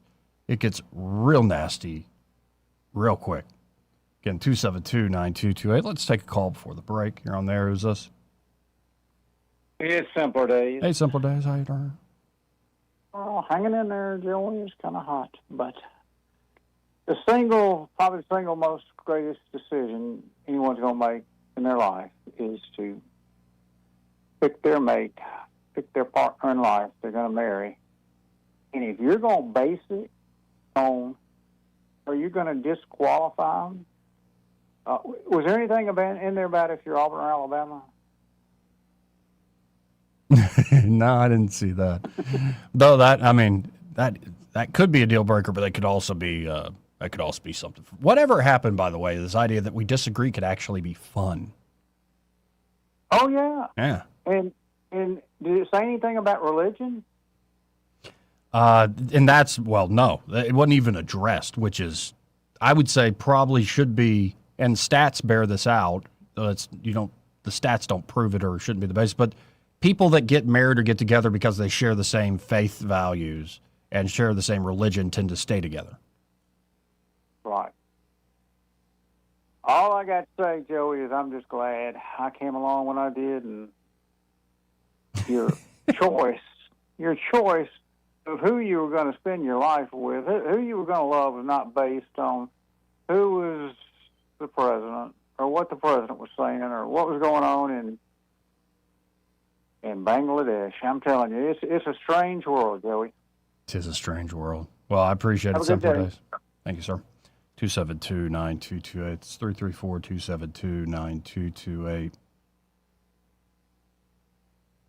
Y'all remember the parable? This is a Daily Mass today. The kingdom of heaven is like a landowner who went out at dawn to hire laborers for his vineyard. And after agreeing with them for the usual daily wages, he sent them into his vineyard.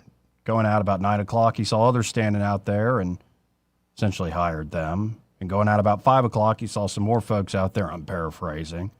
And why are you all idle here? Well, nobody's hired us. Well, you go into the vineyard too. And when the evening came, the owner of the vineyard said to his foremen, summon the laborers and give them their pay, beginning with the last and ending with the first. So those that started about 5 o'clock later in the day each received the usual daily wage. So when the first came, they thought they would receive more. But each of them also got the usual wage. And on receiving it, they grumbled against the landowner, saying, these last ones worked only 1 hour, and you have made them equal to us, who bore the day's burden in the heat. He said to one of them in reply, my friend, I am not cheating you. Did you not agree with me for the usual daily wage? Take what is yours and go. What if I wish to give this last one the same as you? Or am I not free to do as I wish with my own money? Are you envious because I am generous? Thus the last will be first, and the first will be last. By the way, I think that parable cuts against all sorts of different political resentment that's out there, but in particular, communism and socialism. And this mentality out there of, well, that just ain't fair. Well, what's the deal you made? What is that to you? That the other person's doing a little better. Or you could say to some folks, hey, some generation of folks have been screwed over by a rigged system. Maybe we should give them a break. Well, they didn't work as hard as me. Now, there is a way to find justice in a lot of things. And instead, we remain in our grievances. 272-9228. 334-272-9228. Line 1, you're on there. Is this? Hey, it's old Has-Been. Hey, Has-Been. Hi to her. Listen, I'm trying to track down something that I might have misunderstood. Yeah. The mayor wasn't at the city council meeting Tuesday night because I guess the heat was on. And I don't mean temperature. Another one of his offices is in trouble.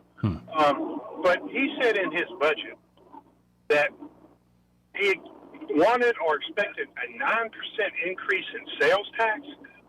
Am I to read that he wants a 9% increase, which would make us have a 19% sales tax?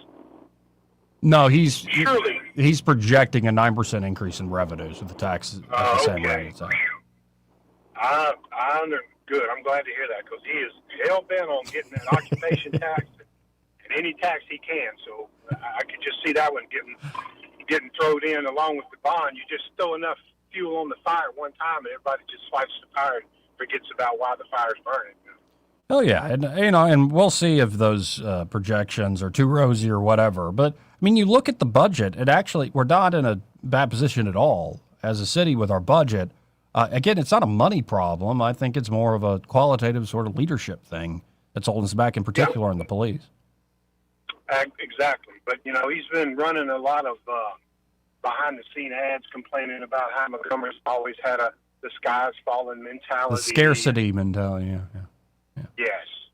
And it's just maybe Montgomery just got used to good physical balance in city government, which is something we seem to be slipping away from here. But, well, I'm glad you calmed me down on that because I was fixing to just go crazy with the 19% sales tax. And believe me, I wouldn't put it past it.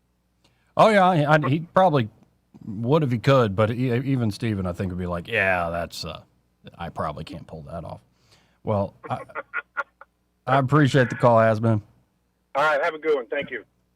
We got to hit this break. 272-9228. First, though, this entire hour brought to you by Alabama Home Mortgage. And they're at Alabama Home Mortgage. They're ready to help you out. And by them, I mean Kim Williams and, of course, the lovely and talented Madeline Cannon, who joined Eddie and I yesterday, along with Mitt the dog. And it was a great time having Madeline here in the studio. And as she was talking about yesterday, at least start the conversation. It could be you are sitting on one of those great interest rates when you refinance in like 2020, 2021.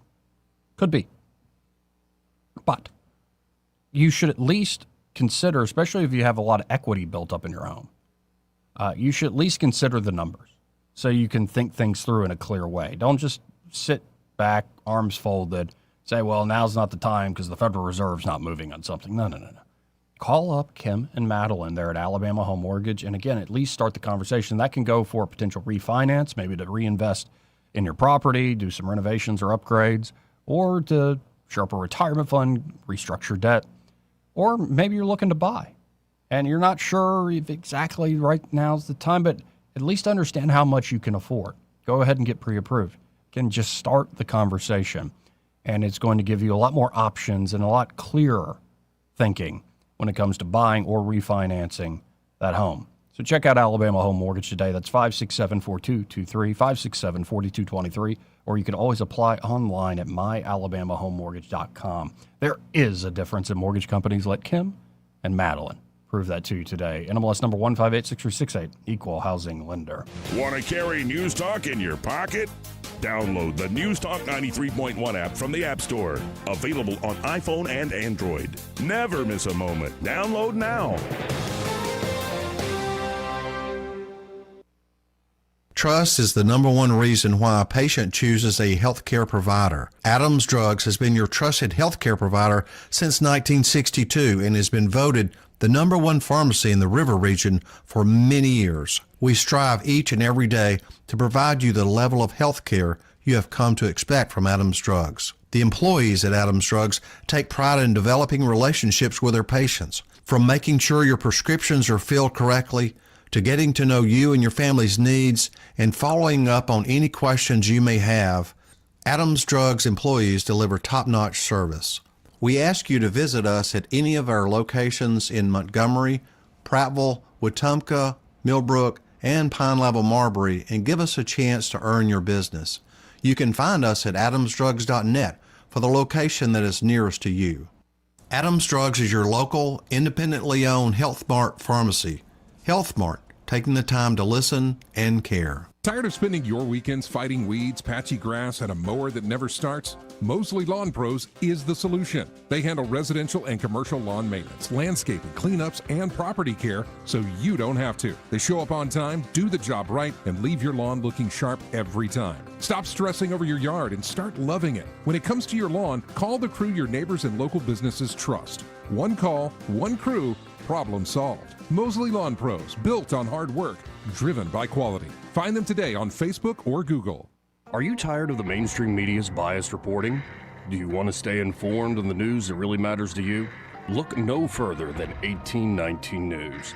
At 1819 News, we bring you the latest in Alabama news, politics, sports, culture, and more.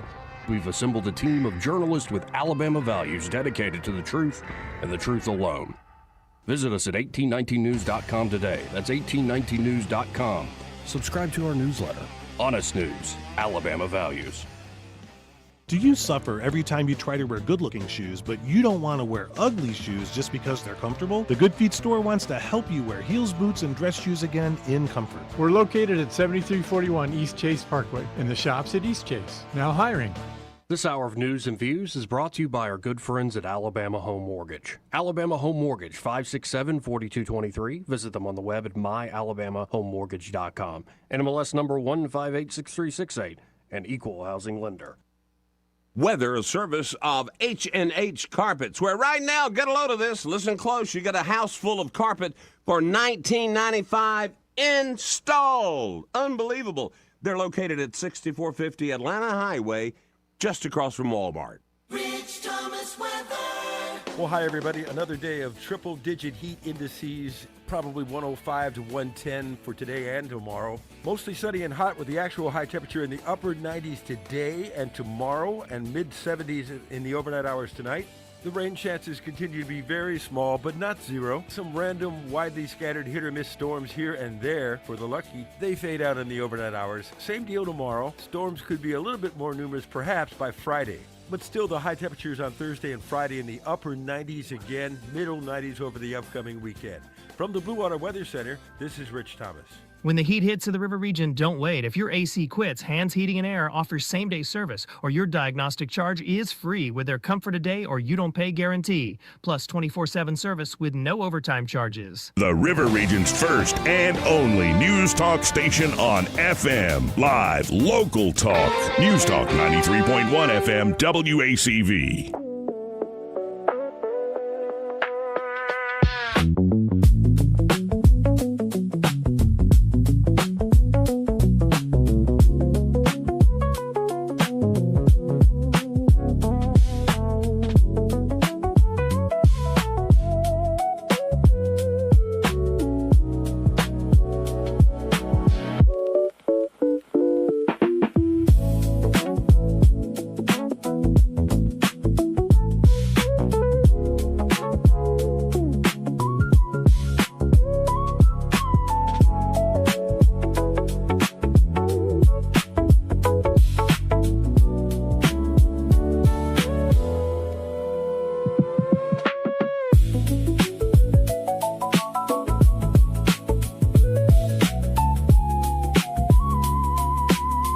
Joey Clark.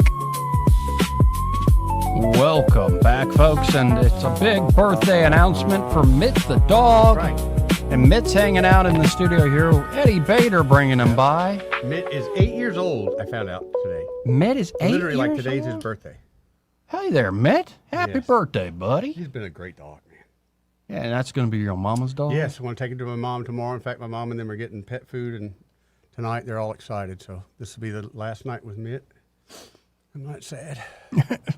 It's just such a good dog. He is a good dog. Dude, we're riding in the car, like he's quiet. You forget he's back there. No. You know, and then all of a sudden he'll want to sit in your lap and lay on you for a minute, and he's like, okay, I've had enough, and I'll go back to the back now. Good boy. Yeah. You're a good boy. Yeah. So one thing, this is where I want to be like bad girl. Oh, bad girl. But Mean not in girl a or good bad way. girl? Okay.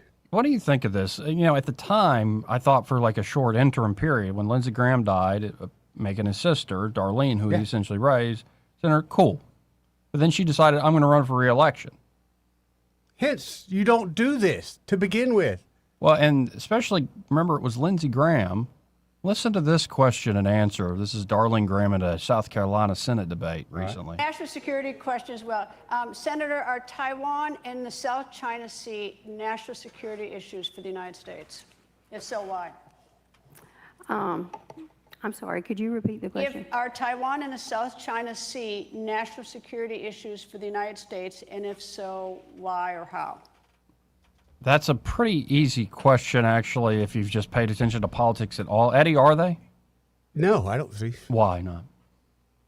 Because my brother didn't tell me I needed to worry about that before he, kind of gave me this job. Oh, okay. So, no, it's not on the list that he told me to be worried about. You can say, yes, it is a concern, but we keep a policy of strategic ambiguity. We still respect the one China policy, but we do not consider kinetic actions a very wise, and going into other people's territorial waters a very wise action by the Chinese. So, yes. You can say all that, or you can say, I'm going with Dr. Fauci, I plead the fifth. Right. Well, here's how Darlene Graham answered. I'm just going to be honest here. I'm not on national security. I'm not that informed on national security, but I do support the military. My brother was in the Air Force for 33 years. Eddie Bader. So I will do everything I can to support the military. My dad was in the Army. I'm not a polished politician up here. National security is not my thing, not my area of expertise, but I do support the military. Congressman, I'll give you a chance to respond, and I'm sure you... Wow. Well, at least she's honest. That's why you don't mess with nepotism, Joey. Especially in such a thing as this. Yeah. That's the most qualified candidate you had. Especially a United States Senator. It's one thing if I'm a House member, I don't know nothing. Right. But I like people and I like the military. It reminds me sometimes we get candidates in here that mean well, but they have no business in politics. Oh, yeah. You know what I mean? Yeah. Those are the people I usually like the most. Though. Yeah, they are. We do. We fall in love with them, but we know they have no business in politics. Right, you poor thing. Yep. Like, we should instead, maybe Schmidt should be the mayor of Montgomery. Couldn't do any worse. A pretty cute dog right there. Couldn't do any worse. Yeah, I think that's pretty great. We got to hit a break here. All right. Hopefully have Michael Cohen on the other side of this break. We'll be right back. Want to carry News Talk in your pocket? Download the News Talk 93.1 app from the App Store. Available on iPhone and Android. Never miss a moment. Download now. Looking for insurance, or maybe you're just not satisfied with your current carrier? How does quality coverage with local service and competitive rates sound to you? The folks at Stark Agency offer just that. Whether you need insurance for your business, car, home, or life, Stark Agency can help. As an independent insurance agency with over 20 of the top insurance carriers, Stark is sure to find the perfect match for you and your loved ones. Visit their site at starkagency.com or give them a call at 334-263-5535 for a quote today.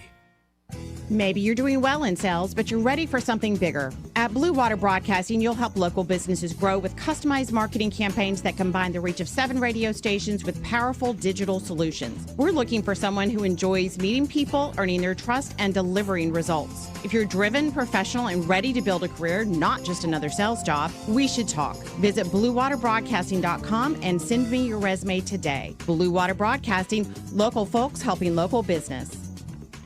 More than 20 years in roofing means more than experience. It means thousands of decisions, changing technology, powerful storms, and customers who know who to call. Because Capital City Roofing does roofs right. Capital City Roofing has grown by continuing to innovate, delivering service beyond the ordinary, and standing with Central Alabama when it matters most. I'm owner Robbie Pelt. We've been here through the tough times, and we'll continue to be here. Call 334-277-3311 or visit CapitalCityRoofing.com. Roofs built right, relationships built to last. This hour of news and views is brought to you by our good friends at Alabama Home Mortgage. Alabama Home Mortgage, 567-4223. Visit them on the web at myalabamahomemortgage.com. NMLS number 1586368, an equal housing lender.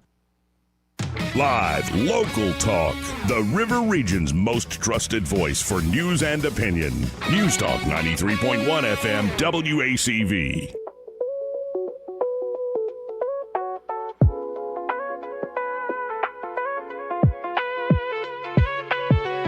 Joey Clark. Welcome back.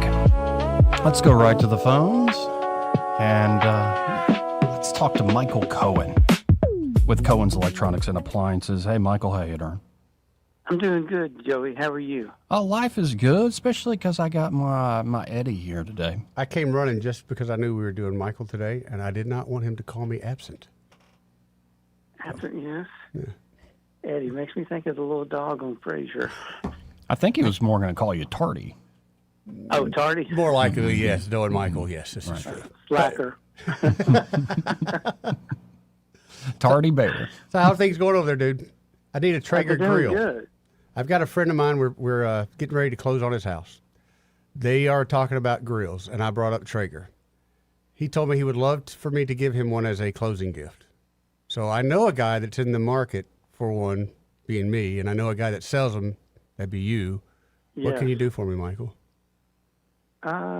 Give me a call after this, and we'll do something for you. I want to do something. I want to go all out for the guy because him and his family, they mean the world to me. And Okay. Yeah. And he talked about grills, and I said, "You ever heard of a Traeger?" We kind of went back and forth, and I felt good because I know the man who knows the man that makes them. Fantastic. Excellent. Man, we'll have to show you a lot of love for a while. Thank you. Well, and y'all have a lot of different grilling options over there, including the big old grills of different types, but then there's an amazing wall of accessories, like everything you could ever want. Right. And the other thing that we've got for some of our, like some of the Napoleon grills, we've got a company that actually builds like cabinets for them where they'll sit down in and you can buy one cabinet or you can buy a whole room full of cabinets. So you can make it as an L, you can make it just a straight shot, you can just make it as a cabinet that would house the grill. Lots of different options that you can have, and it's very well built. It's designed to be outside.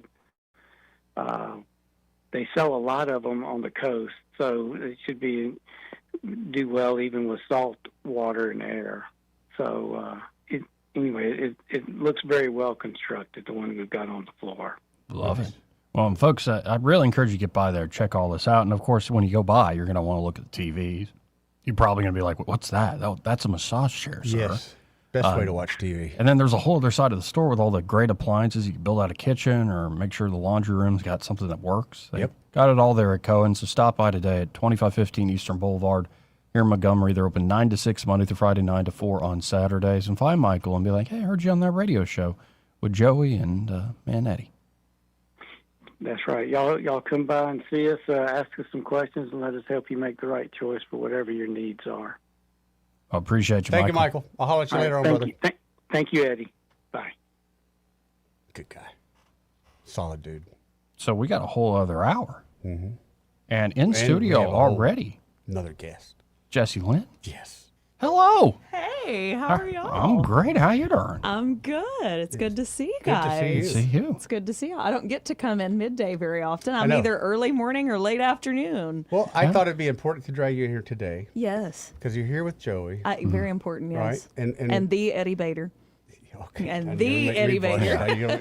Mr. Bader.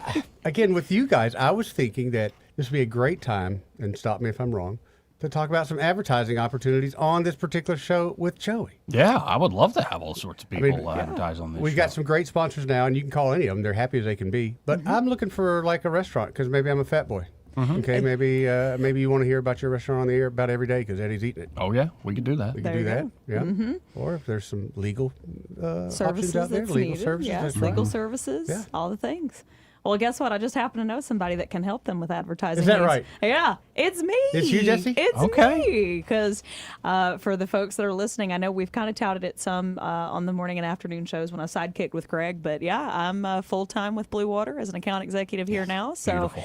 hey, if you hear this and you want to get on Joey's show, I actually had a client call me the other day, said, I want to get on Joey's show. Well, we can make that happen, and we can make sure that we make it better with Joey and better with Bader and all the things in between. Well, there's one thing you have to remember about Joey, and I really need you to help me with it.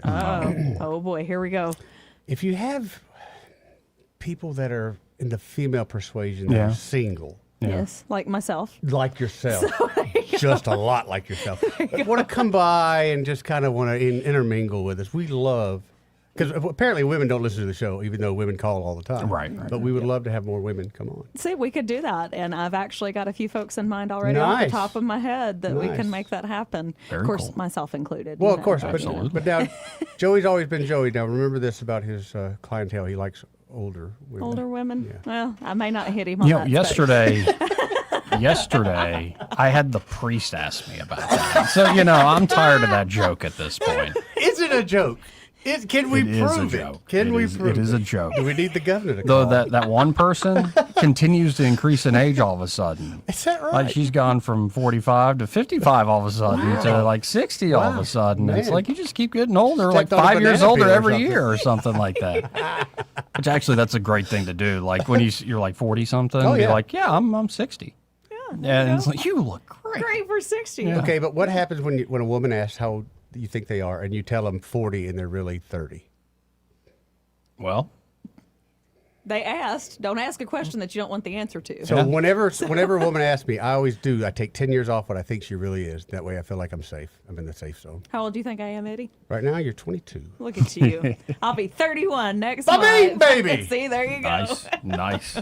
So we'll keep doing this next hour. But again, folks, if you're looking to advertise, in particular on this show, but across the board here at Blue Yeah. Water, Oh, yeah. get in touch with Jesse Lynn. Get in touch with me. We're here. We're ready to help. And what I do is I love to help build custom plans and truly find out what are your advertising goals? What's your target demographic? We've got an awesome suite of digital products as well. Yep. So if you're wanting to get into the digital realm and really knock out some great competition and get some customers through the door of return on investment, let me know.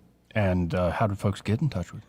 Easiest way is going to be to call my work cell, and that's going to be 334-322-7060, or you can text me. I know some folks are big on text messages now. I personally like text messages, but make it easy there on the 334-322-7060. Oh, see, good number. Well, we got a whole other hour Yes. coming up. So y'all stay tuned. We'll be right back. Stay tuned.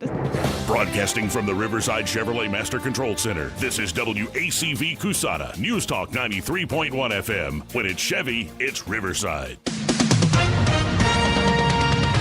With SRN News, I'm Bob Agnew in Washington. U.S. Representative Byron Donalds won the Republican nomination for Florida governor.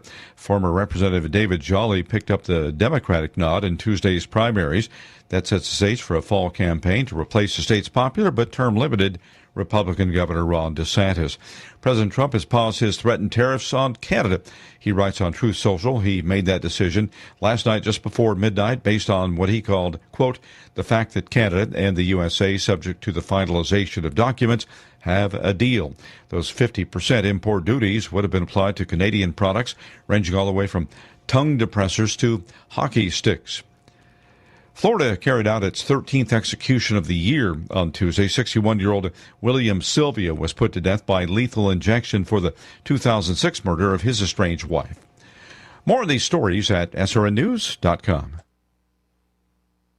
Are you tired of feeling lousy? Maybe you had a scare at your last checkup or just walking hurts? When enough is enough, call PhD Weight Loss. When I had enough 4 years and 53 pounds ago, I knew I couldn't do it alone. I'm Mike Gallagher for PhD Weight Loss. Best phone call I ever made. They were right with me. They still are today. Right now, mention Mike. You'll get 2 free weeks added to the program, and they'll pay for the cost of your food. $1,500 value. Call 864-644-1900, 864-644-1900, or visit myphdweightloss.com. Maybe this is you too. There is enormous frustration right now with healthcare costs. It's amazing. Healthcare costs for families in the last 20 years have almost tripled, and it just keeps getting worse. All this to say, this is why MediShare is so in demand right now. People are looking for alternatives, and MediShare is proven.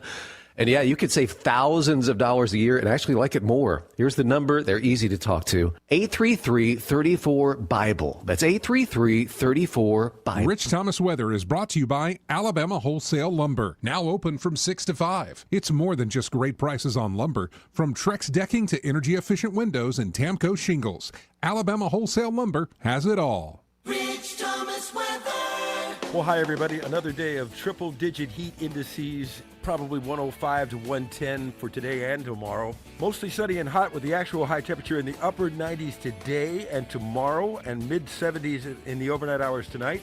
The rain chances continue to be very small, but not zero. Some random, widely scattered hit-or-miss storms here and there. For the lucky, they fade out in the overnight hours. Same deal tomorrow. Storms could be a little bit more numerous, perhaps, by Friday. But still, the high temperatures on Thursday and Friday in the upper 90s again, middle 90s over the upcoming weekend.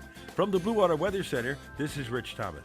Back to school shopping starts now, and ASC Credit Union has you covered. Our back to school loan helps you pay for supplies, laptops, clothes, and more. Stop by your local ASC branch or apply today at yourasccu.com. Federally insured by NCUA. Terms and conditions apply. 1819 News. State Representative Ernie Yarbrough continues his fight against mass surveillance of Alabamians by way of flock cameras or license plate readers. Yarbrough says this level of tracking of law-abiding citizens is a clear violation of the Fourth Amendment of the U.S. Constitution. Fourth Amendment says point blank that the right of the people to be secure in their persons, houses, papers, and effects against unreasonable searches and seizures shall not be violated, and no warrants shall issue but upon probable cause, supported by oath or affirmation, and particularly describing the place to be searched and the persons or things to be seized. How in the world does flock cameras leave me secure in my person when I can't even go to Lowe's without my movements being tracked? Never mind describing the place to be searched and the persons or things to be seized, right? So the only legitimate end of government is to protect the citizen in the enjoyment of life, liberty, and property. And when government becomes abusive of these things, it is usurpation and oppression. Yarbrough was on FM Talk 106.5 out of Mobile talking with host Jeff Poor. I'll be back with more Alabama stories after this. The news cycle can be overwhelming, to say the least. Andrea Tice cuts through all the noise with the Daily Detail from 1819 News. Alabama and national news in just 10 to 15 minutes. What you need to know before you start your day.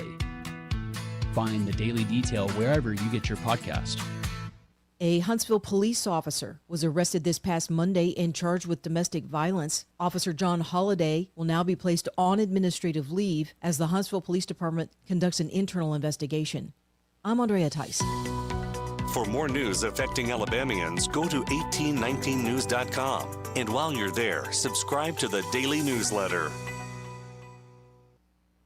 This hour of News and Views is brought to you by our good friends at Cole Plumbing, 279-8919. Cole Plumbing is number one in the number two business. You don't have to dig a hole. They have proprietary pipelining technology. Ask them about their tankless water heaters. Remember, when you have trouble with your bowl, call on Cole.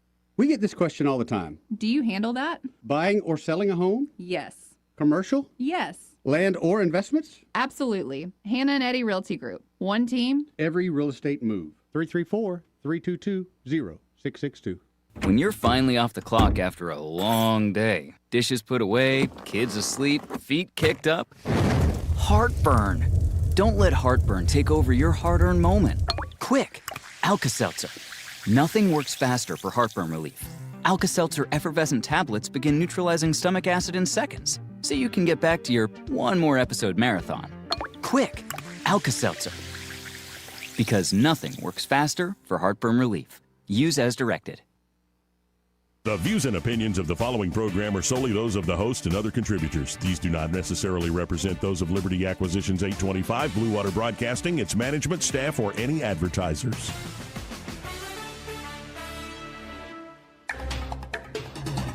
It's time for Montgomery's conversational radio show. It's news and views on News Talk 93.1 FM. To join the conversation, call 272-9228.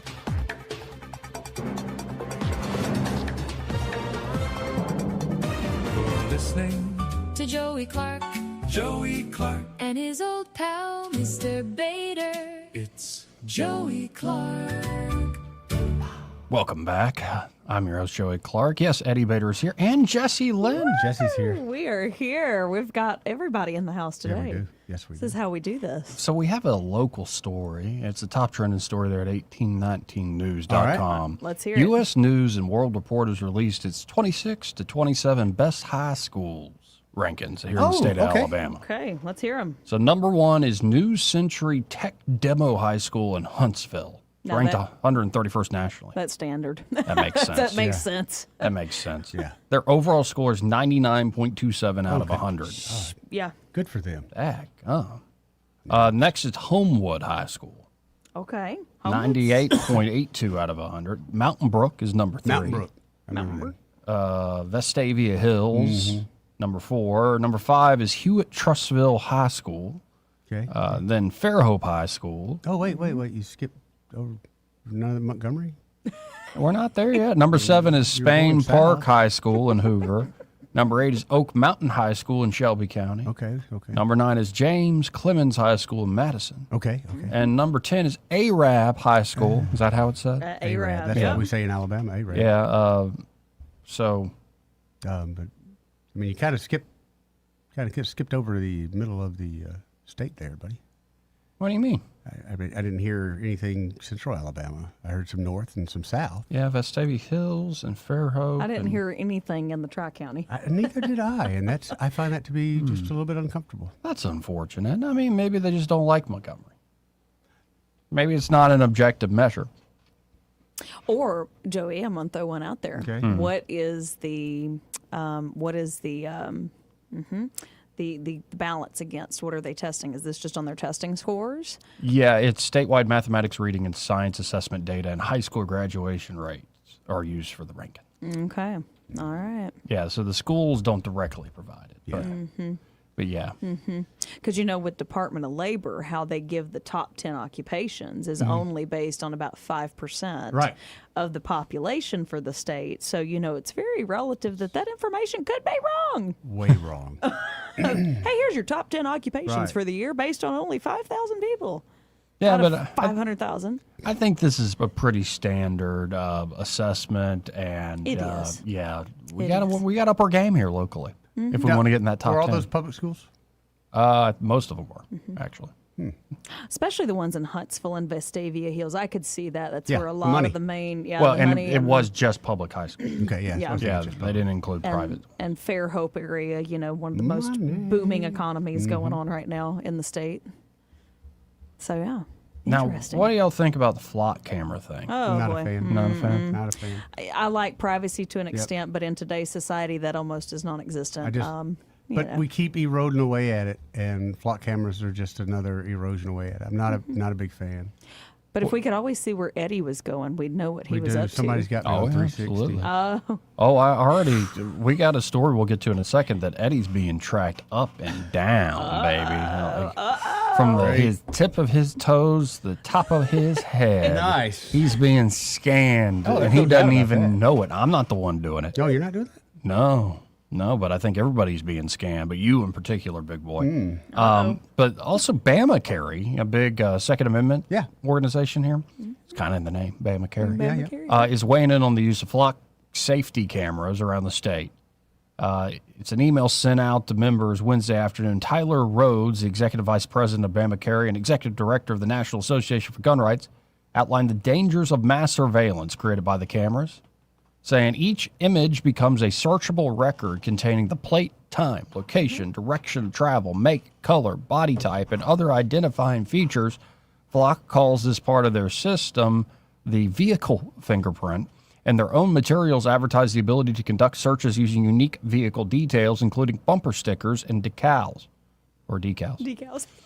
Decals. I like saying things wrong on purpose. I like it. That matters in Alabama. A Gadsden flag, Glock sticker, Bama carry decal, or other Second Amendment message on the back of a truck is not just something another driver sees at a red light. It's now a searchable data point tied to that vehicle, the owner, and your movement. I don't like it. I don't like it. These cameras came into Alabama the way kudzu did, quietly, then boom, everywhere. They from the Japanese, too? That's where kudzu came from, I Japan? don't know if you can blame Japan for the... Kudzu? Well, for the kudzu, you Yeah. can definitely... Okay. Is it Japanese? Yeah. Okay. Came from Japan. It came from Now, Japan. do you know what it was brought in for? Erosion control. Very good. Well, it certainly helped there. Yeah. And Keeps everything green. Mm-hmm. Kudzu does make a great protein hay, too, for horses and livestock. I have seen some livestock eat that. So it's kind of nuts how the awareness of everybody coming up with the flock cameras. And yes, this is very intrusive. I just don't like it. I don't like... But I said it the other day. It's like we're focusing on we realize we're in a cage and we're focusing on 2 bars of the cage. Yeah. Well, and what's amazing, too, is the UK and all of them have the identifiers on cameras and everything else. Yep. Well, okay, sure, they've used that. Well, guess what? They've determined that even the systems have bias, generated bias. Yes. So, yes, while that is a searchable data point, and I'm sure, like everything with good purpose, it has good intentions, but will eventually be turned negatively. Already has. And already has. They've already busted several cops that had access to it and took advantage of the situation. And I'm not trying to just knock on the cops. They're human. But when you're stalking your ex-wife. Right, and that's what it is. Or girlfriend. Yeah. Or this chick I pulled over who's hot. Yeah. Now, are you a Comcast customer? I don't think so. No. No, I think I have my identity. No, Justin has identity stolen through Comcast, though. Yeah. Right. Well, and I wondered, because it's a report on Comcast, but I wonder how many other companies are doing this thing that I'm about to read. Dear Comcast customers, the internet gateway in your living room is now a motion sensor. Oh, that's anybody now. It's free of charge, and the data can go to law enforcement without further notice. What's more, researchers have already shown that these same signals can identify exactly who is in the room. On Tuesday, Comcast unveiled Xfinity Shield, a home security platform built entirely around the Wi-Fi network. Its centerpiece, Wi-Fi Motion, turns the leased gateway into a motion detector at no extra charge. According to Comcast, a typical customer has roughly 36 devices connected to their Wi-Fi. Now they're selling this like it's a big new feature. No, that's how they get you. That's how, yeah. Remember direct deposit? Wi-Fi Motion works because a human body moving through a room disturbs the signal field between the gateway and stationary connected devices like a printer or a game console. While the feature is opt-in, and according to Comcast's rollout materials, does not track phones or reach through Wi-Fi extenders. But we can. Those limitations are choices Comcast made in software, not limitations of the tech itself. Comcast said Wi-Fi Motion works without recording video, capturing images, or identifying individuals. They lie. Yeah. They lie. Yep. Liar, pants on fire. That's just, and again, it's like there's so much. There's so much just that's it. constantly tracked. We do know we're always being tracked with social media or whatever. But at what point do we go, dude, enough? Enough. We don't, because now we have opened the gateway when the cell phone device gained access to the internet. Yeah. Well, you walk in a store, Yep. and it's starting to happen more and more often where you get an alert. Hey, on aisle 7, they got whatever on sale. Like, well, how do you know I'm even in here? We may or may not be responsible for that on the digital side. That's one of the cool power tools that we have to use as well. In competitive marketing and branding, we can geofence your competitor. Well, it works. Geofencing does work. And retarget and then tell you what your return on investment is Yes. and tell you if that person came to your store afterwards as a conversion. And by the way, Comcast does spell out where does this data go? According to the fine print that drew criticism when the feature first appeared last year, Comcast, quote, may disclose information generated by your Wi-Fi motion to third parties without further notice. Oh, in connection with law enforcement investigations. No. Huh. No. Huh.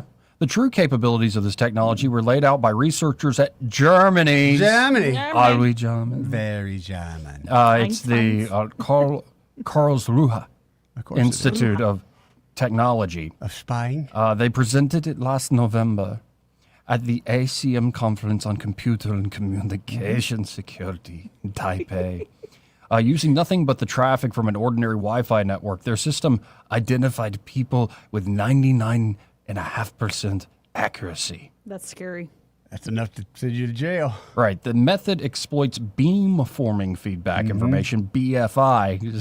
If we can know you. That's a big beam I right know there. Eddie Bader by his BFI all day, every day, beam baby. right there. Housekeeping signals that every connected device sends back to the router so it can aim its transmissions efficiently. Beamforming has shipped with consumer Wi-Fi hardware since Wi-Fi 5, so a long time. Because this feedback travels unencrypted, anyone with radio range can read it. Within radio range can read it using a trained model, convert it to a crude radio image of whoever is present. Okay. I kind of feel like this is part of my fault. Yeah? Why do you say that? Well, years ago, I worked for a Korean company, and they were talking about, they do dryers and stuff like that, too. I said, you know, it'd be really good if you could let the women know that the clothes dryer is ready. Maybe send them a text or something. Well, I'll be danged, a few years later that didn't come out. And now when we're watching TV, Susanna gets a notice. Ding, clothes are in the dryer's done. And I've celebrated this, but I didn't know it was going to open all this other stuff up. I had no idea. See, I have a dumb dryer and a dumb washer. You need all your appliances, honestly, need to be dumb. Yes. That's how the devil gets in. Yep. The beast. Yeah, The I'm beast. serious. Literally, when we're watching a movie and thing will come up on the screen, I'm like, why does that need to happen? Why? So if they can do that to my TV, I know they can do it to my phone. I know they do it to hers. They'll text her. Meta actually just changed a feature where when we are looking at digital advertising or scoping out a client or business to check their back end, their scoring, Meta actually just changed their ad pieces and how they track that information within the own dashboards of the owners of the page. Really? And so it's gotten pretty interesting here to see. And here's the thing, Meta's behind. Yeah. Meta is the last one in the That's what AI I've race always been right told. now. That's true. Yeah. And I'm like, this is scary. If they're the ones behind, who's ahead? It's a little scary. Well, and think about this also in comparison with Flock. Like cameras are a visible object, sits up on a pole. You can see with the little solar panel next to it. Everybody notices it. City councils also have to vote on it, though not always. It can be private contracting. It goes into a network the city then taps into, law enforcement taps into. But, you know, people are getting mad and they're pulling them down or vandalizing them or taking Flock's spray putting foam. down new procedures, which they're saying like that they're putting in guardrails, cutting default data retention from 30 days to 7. But the company's own justification undercuts the gesture. Flock says more than 90% of searches are completed within a week anyway. Wow. So they're busy. They're very busy. But at least the camera's visible. Flock needed a decade and roughly 120,000 cameras to cover American roads. The Wi-Fi build-out was finished years ago. One living room, cafe, and office at a time. There's nothing on a pole to point it out. And what, everybody going to give up Wi-Fi now? Nope. No.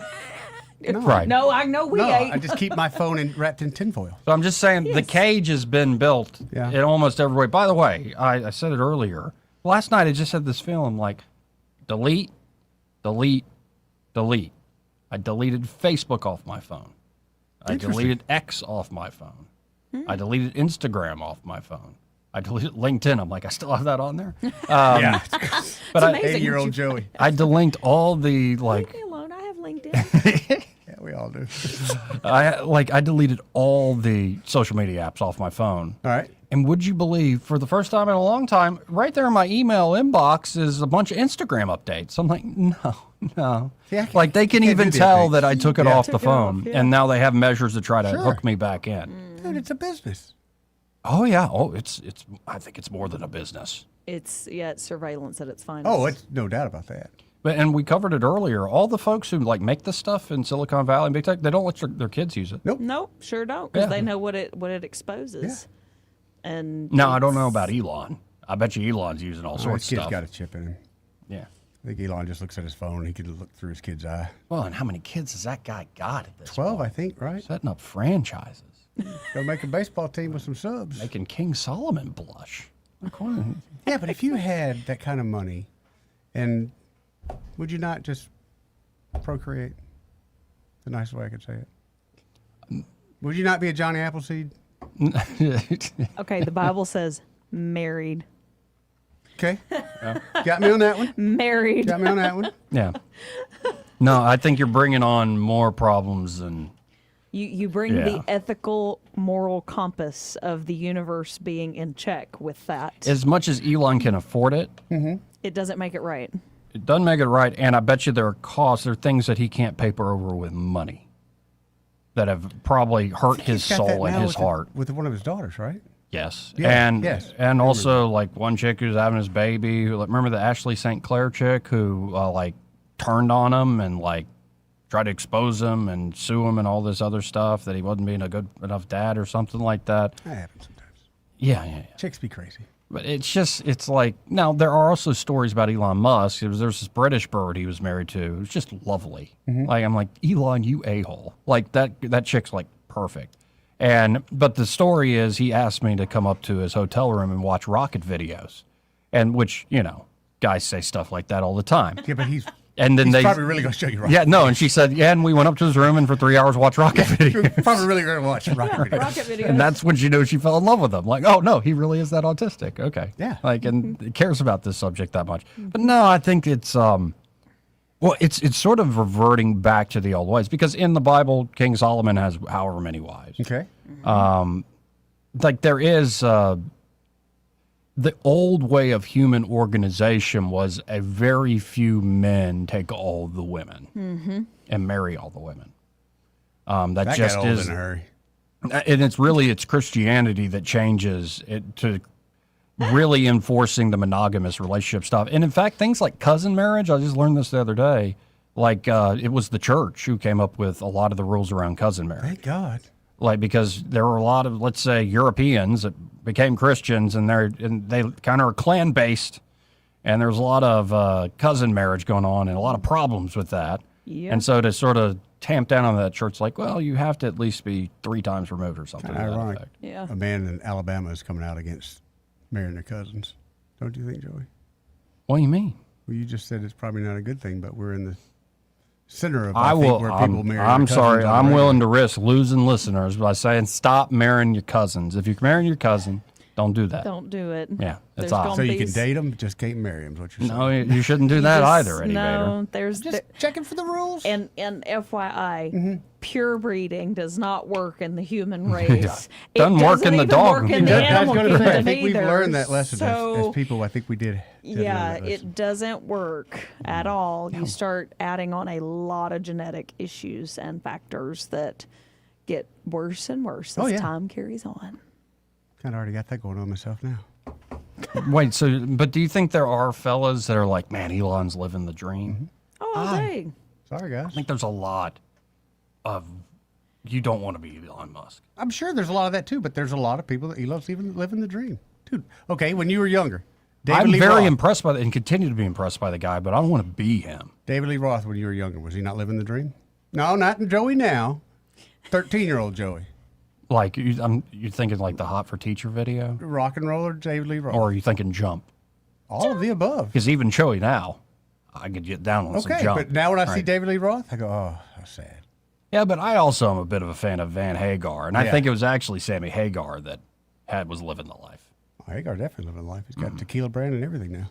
Yeah, but I don't know. It's always like these. You think they've got it made, and it's Sure. like, yeah, you sure? There's so Okay. many problems behind the scenes that everything that glitters is not gold. Oh, 1,000%. But here's the funny thing: as a guy that's gotten older now and kind of looking back on life a little bit, everything I have right now is what I prayed for. Mm-hmm. Okay. Oh, But at the same time, I'm not so happy all the time with what I have. yeah. So be careful what you pray for. Can I ask a question Sure. out of just personal experience Sure. here? Did you hype it up in your mind thinking it was going to be this big grandioso piece, and then when you arrive, you're just kind of like, oh, okay, what's next? A little bit of that, but once I got most things I wanted in life, I realized. That's not what's important. Yep. Mm-hmm. Yep. Yep. Titles, big Only- money, all the things Only that have one kid. we, you know. have all the things. It's not all that and a bag of chips. Right. Yeah, I think, Eddie, you ain't alone. Oh, There are no a lot doubt. of folks have had that wake-up call, and maybe it's a little too late on some things. And I don't it's know. like- I'm still 56. Yeah, that's true. That's certainly true. You are 56. I don't know what that means. That is true. Thank you. Let's go to line one. I'm not saying anything. Line one, you're on there. Who's this? Hi, this is Pat. Joey, I know you know your Bible because I've heard you quote it. You use Solomon as an example there. And we all know, he had 700 wives and 300 concubines. And he's also quoted as being the smartest man in the world, and I think that's an oxymoron right there. Well, I think he also wrote Ecclesiastes, so you see that you can get a little Yeah. glimpse into the. The first part of his life when he wrote the Song of Solomon, he had one wife, and things were good. Right. Then things went to heck in a handbasket. Yeah, now this broad's got me worshiping foreign gods and. Yeah. Oh no. So anyway, world's smartest man, I think not. I got to agree with you on that. Y'all have a blessed day. Thank you, Pat.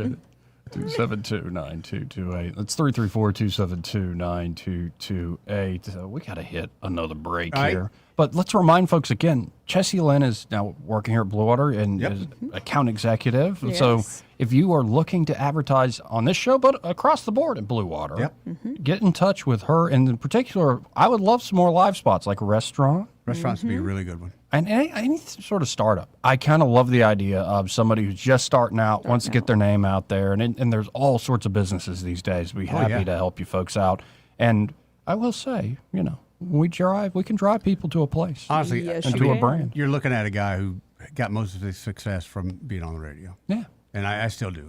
My phone blows up on the regular. Not that I want every realtor to do it. I don't think they should. Why did you pray for this and you now regret it? I did pray for something like this, yeah. I won't say I regret it, but I'm questioning it. Yes. I'm sorry I'm not Bubba the Love Sponge. Anyway. Wow.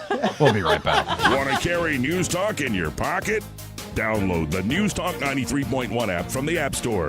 Available on iPhone and Android. Never miss a moment. Download now.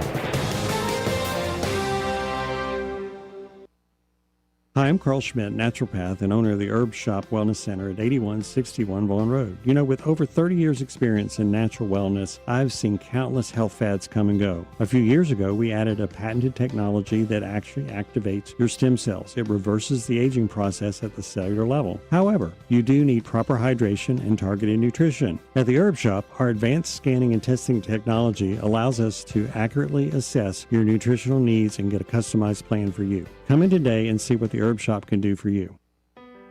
You can't control interest rates. You can't control housing inventory. And you definitely can't control what the national news decides to panic about this week. But here's what you can control. You control your timing. You decide when it's the right time to buy, when it makes sense to refinance, and when to tap into your equity to renovate, invest, or consolidate debt and free up monthly cash flow.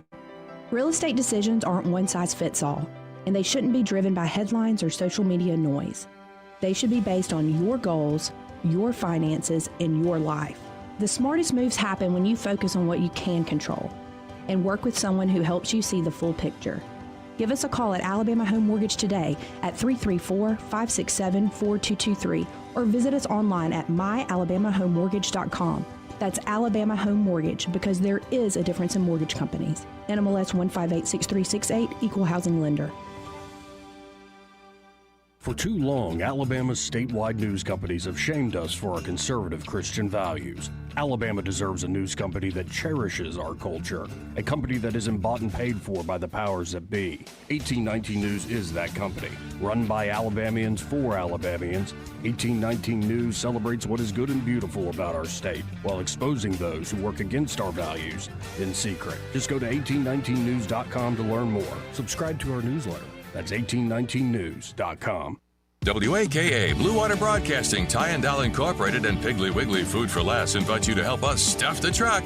on Saturday, August 22nd from 10 a.m. to 2 p.m. at the Sturbridge Piggly Wiggly Food for Less. Donate non-perishable food, classroom supplies, or cash to help local students facing food insecurity and support our teachers. Visit WAKA.com for a shopping list and stop by our community resource fair for valuable services and information for River Region families. Together, we can stuff the truck and strengthen our community. Tired of spending your weekends fighting weeds, patchy grass, and a mower that never starts? Mosley Lawn Pros is the solution. They handle residential and commercial lawn maintenance, landscaping, cleanups, and property care so you don't have to. They show up on time, do the job right, and leave your lawn looking sharp every time. Stop stressing over your yard and start loving it. When it comes to your lawn, call the crew your neighbors and local businesses trust. One call, one crew, problem solved. Mosley Lawn Pros, built on hard work, driven by quality. Find them today on Facebook or Google.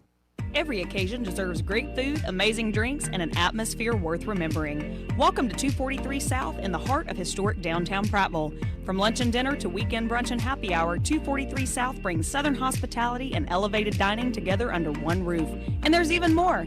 The Ember Parlor is 243 South's newest addition, a rentable event space perfect for your next party, private gathering, or celebration. Plus, don't forget about 243 South's catering menu and delivery options. 243 South, come hungry and stay a while. This is your roving reporter, and today I'm talking with a political activist. That's right, man. And could you please explain to us your red cap with the letters MMRGA? Yeah, man, this is my MARGA hat. MARGA? Yeah, man, that stands for Make My Retirement Great Again. I see. And to do that, what you need to do is call David Ernest, the asset preservationist. That's right, man. You can call David at 833-596-7233. That's 833-596-SAFE. And I understand that's a toll-free number. Yeah, man. Get David Ernest on the case, and your retirement will be great again. And you make these hats? I do. Here's a whole pile left from the last administration. And they say CPWABD. Yeah, man. Corn Pop was a bad dude. And as you said, there's a whole pile here. Well, there wasn't much demand. I can dig it. This hour of News and Views is brought to you by our good friends at Cole Plumbing, 279-8919. Cole Plumbing is number one in the number two business. You don't have to dig a hole. They have proprietary pipelining technology. Ask them about their tankless water heaters. Remember, when you have trouble with your bowl, call on Cole. Rich Thomas Weather is brought to you by Wiley Sanders Truck Lines. Truckers, listen up. A $2,500 sign-on bonus only at Wiley Sanders Truck Lines. Work for a company that puts God and family first. 855-777-9785. Wiley Sanders Truck Lines. Rich Thomas Weather. Well, hi, everybody. The heat wave continues, and the rain chances are still small, but not zero. The storms tend to fade away at night. Overnight low temperature in the middle 70s. Tomorrow, once again, mostly sunny and hot with a high temperature in the upper 90s, and the heat index easily in the 105 to 110 range again. Rain chances generally 20% or less, but the storms, I think, will become a little bit more numerous on Friday in that there will be more storms to go around, but still random. Even Friday, high temperatures will be in the upper 90s and will be in the mid-90s on Saturday and Sunday. From the Blue Water Weather Center, this is Rich Thomas. When the heat hits to the river region, don't wait. If your AC quits, Hands Heating and Air offers same-day service, or your diagnostic charge is free with their Comfort a Day or You Don't Pay guarantee, plus 24/7 service with no overtime charges. The River Region's News Talk Station. News Talk 93.1, WACV. News Talk 93.1.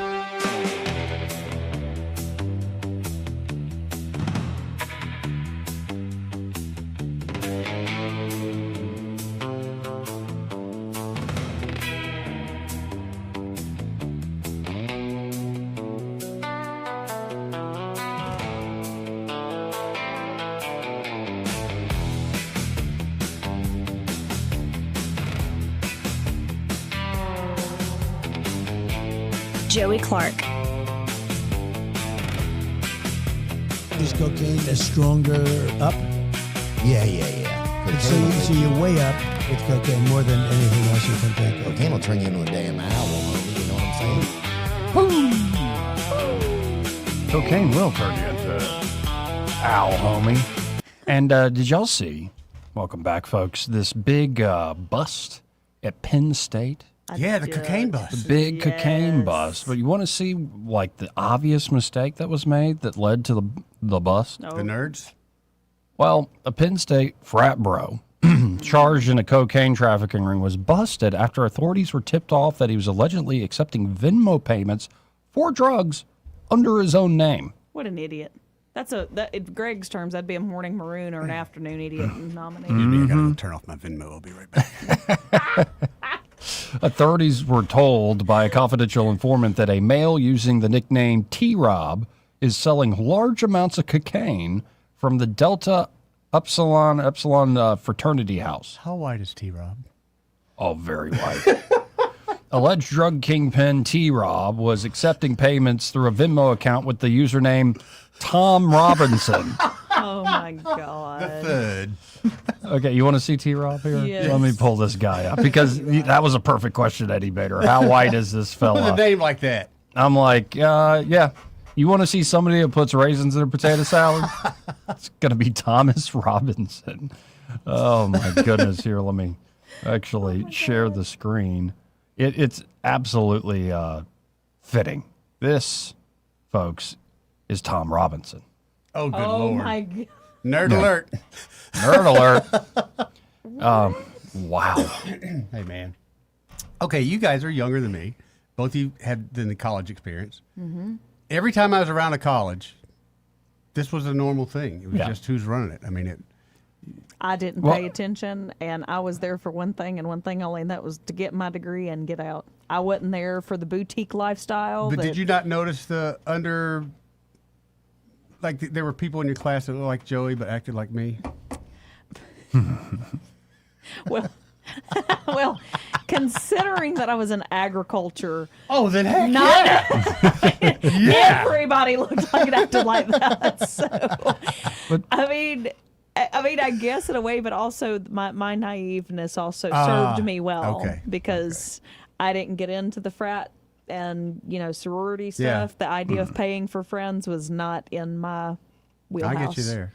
Well, but I don't know. In my experience, I'm sure there was cocaine on Auburn's campus. Same. I'm sure there was. Mm-hmm. But it was more like Auburn was your mushrooms and weed campus. Agriculture. Mm-hmm. And the University of Alabama was much more your cocaine, your pills. Now, I'm sure that there's all sorts of overlap there. Oh, sure. As well. But, that was just kind of the vibe. Tuscaloosa was a little more fast-paced. I know a few execs that are up in higher education now that partook in some of that stuff at Alabama and, I always thought it was just rumors. By the way, this is this is real police work here. The database search for Tom Robinson eventually led cops to a Thomas Robinson with an address at the fraternity house at Penn State College, at State College, Pennsylvania. Mm-hmm. When they just did a quick search. Who needs flock cameras? That's what I mean. Why are we doing flock cameras? When authorities raided the frat house in December 2024, Thomas Robinson, now 23, allegedly resisted arrest and thought the officers were his fraternity brothers playing a prank on him. Oh, no. He was tasered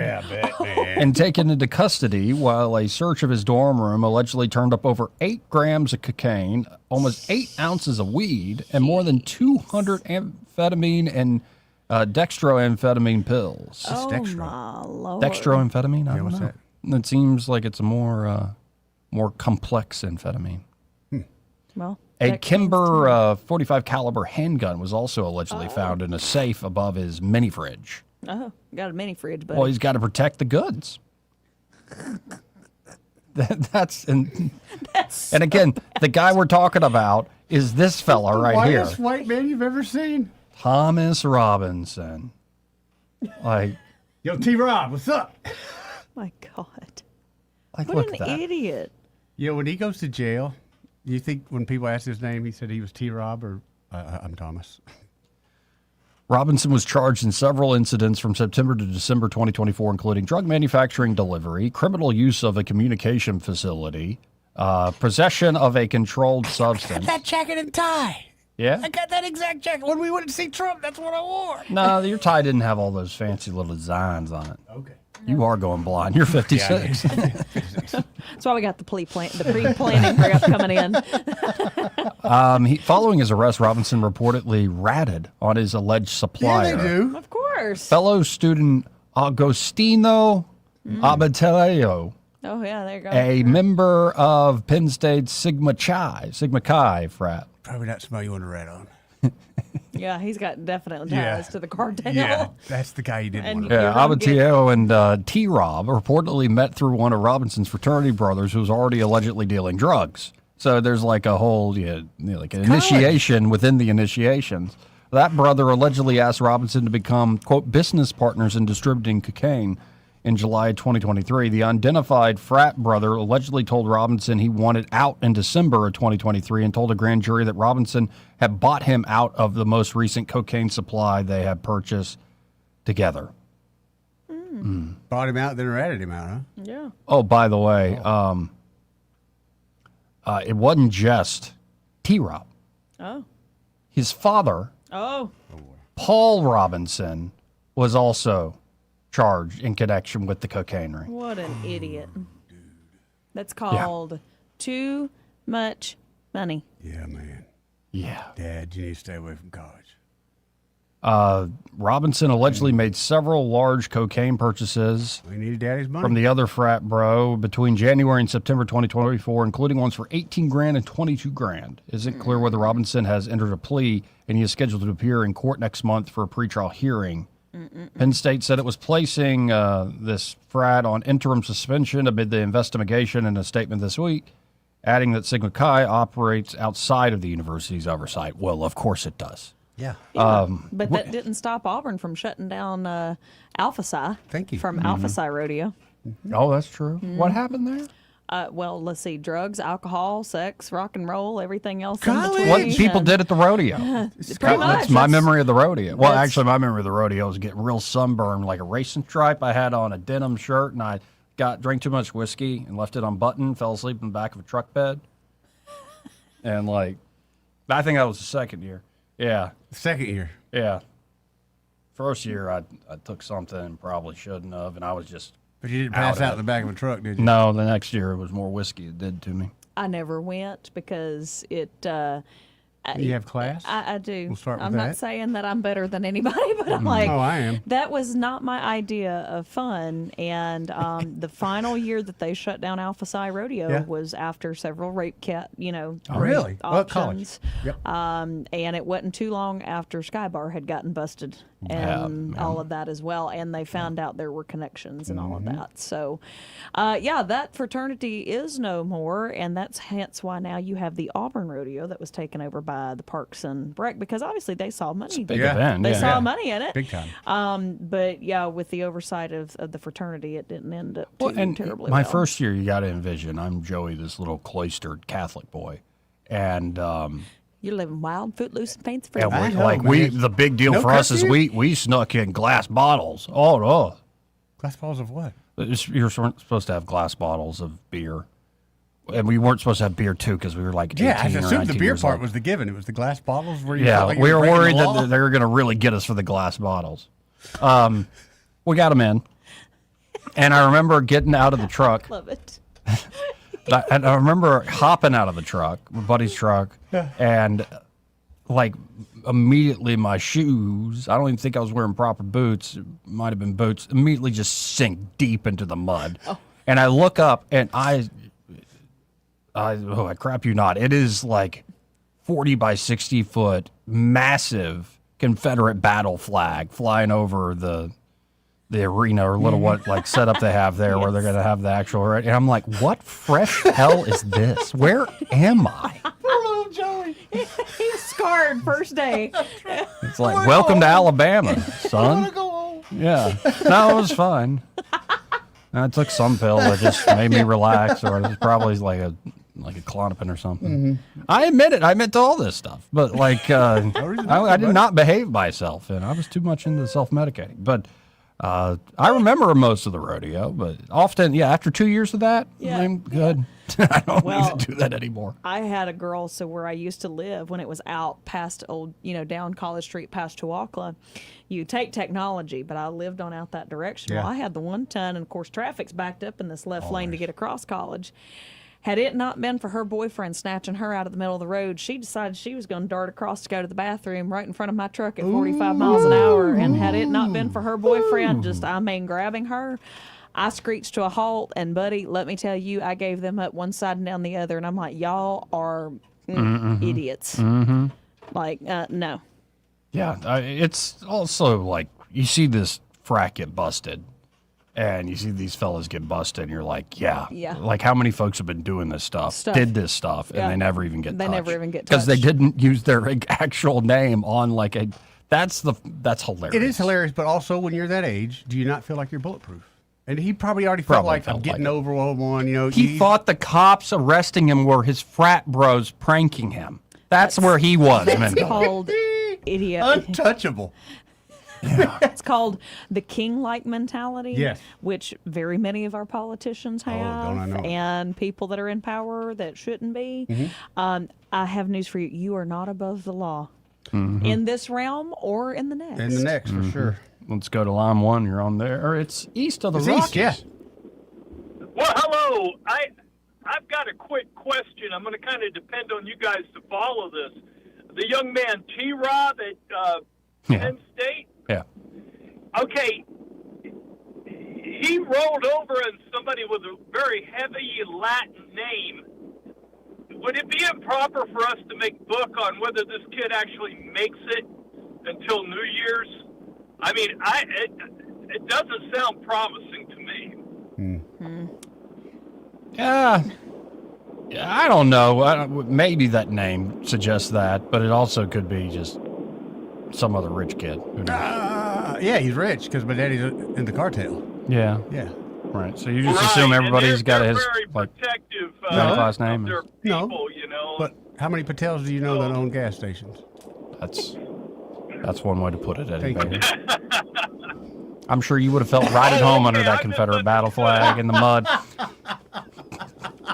Yeah. Well, if anything, this is interesting radio, guys. Have a great afternoon. Thank you. This is what happens when I come in. There's some commonality we cannot be afraid to point out sometimes. It's fair, Eddie Bader. I hate to be the one that has to do it all the time. It makes me look like a racist. Well, see. I don't think that, Eddie. I Thank think you. you're stating facts. When it's a fact, you can't, right. You can't dispose or deny the facts. Well, and look at this photo of this guy. Like, you've met that guy. Everybody who's been to, especially here in the Southeast, has met that bro. Yeah, Like, you know that guy. I'll say what my thought is off the air when we're not on. Yeah, I got one too. It ain't so good. Oh, my. Sorry. Okay. Yeah. Yeah. Well, Don't ever let that guy pour you a drink. Yeah. Oh, okay. Yeah. And he looks like he has a silver spoon stuck up his butt. Yeah, he There does. you go. There's that. Yep. There's also that. I'm just saying, there's a lot of those. That's right. There's a lot of those. Anyway. I love it. I got a feeling he's made a few roofie coladas in his day. My God, Eddie Bader. Is the mic on? Yes, it is. We got to hit this break. We'll be right back. Want to carry News Talk in your pocket? Download the News Talk 93.1 app from the App Store. Available on iPhone and Android. Never miss a moment. Download now. Hey, this is Lyle from Margaret's Exquisite Jewelry, and I do my radio advertising on Blue Water. I'll tell you what, I use most of the stations, and I've been using it for so long. It's hard to tell with the money you spend on advertising if it does any good. When they come in and say, I heard you on the radio, I know it's Blue Water, and I love Blue Water. Blue Water Broadcasting is the #1 most listened to radio group in the River region. Find out how to put this reach to work for your business. Call us to find out how we can help. Blue Water Broadcasting. Local folks helping local business. This hour of News and Views is brought to you by our good friends at Cole Plumbing, 279-8919. Cole Plumbing is #1 in the #2 business. You don't have to dig a hole. They have proprietary pipelining technology. Ask them about their tankless water heaters. Remember, when you have trouble with your bowl, call on Cole. Live local talk.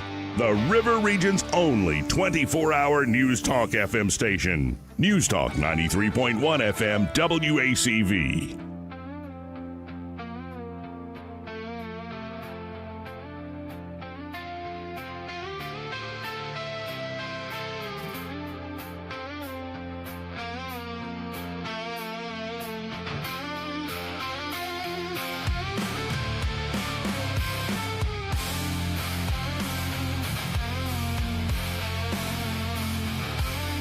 Welcome back.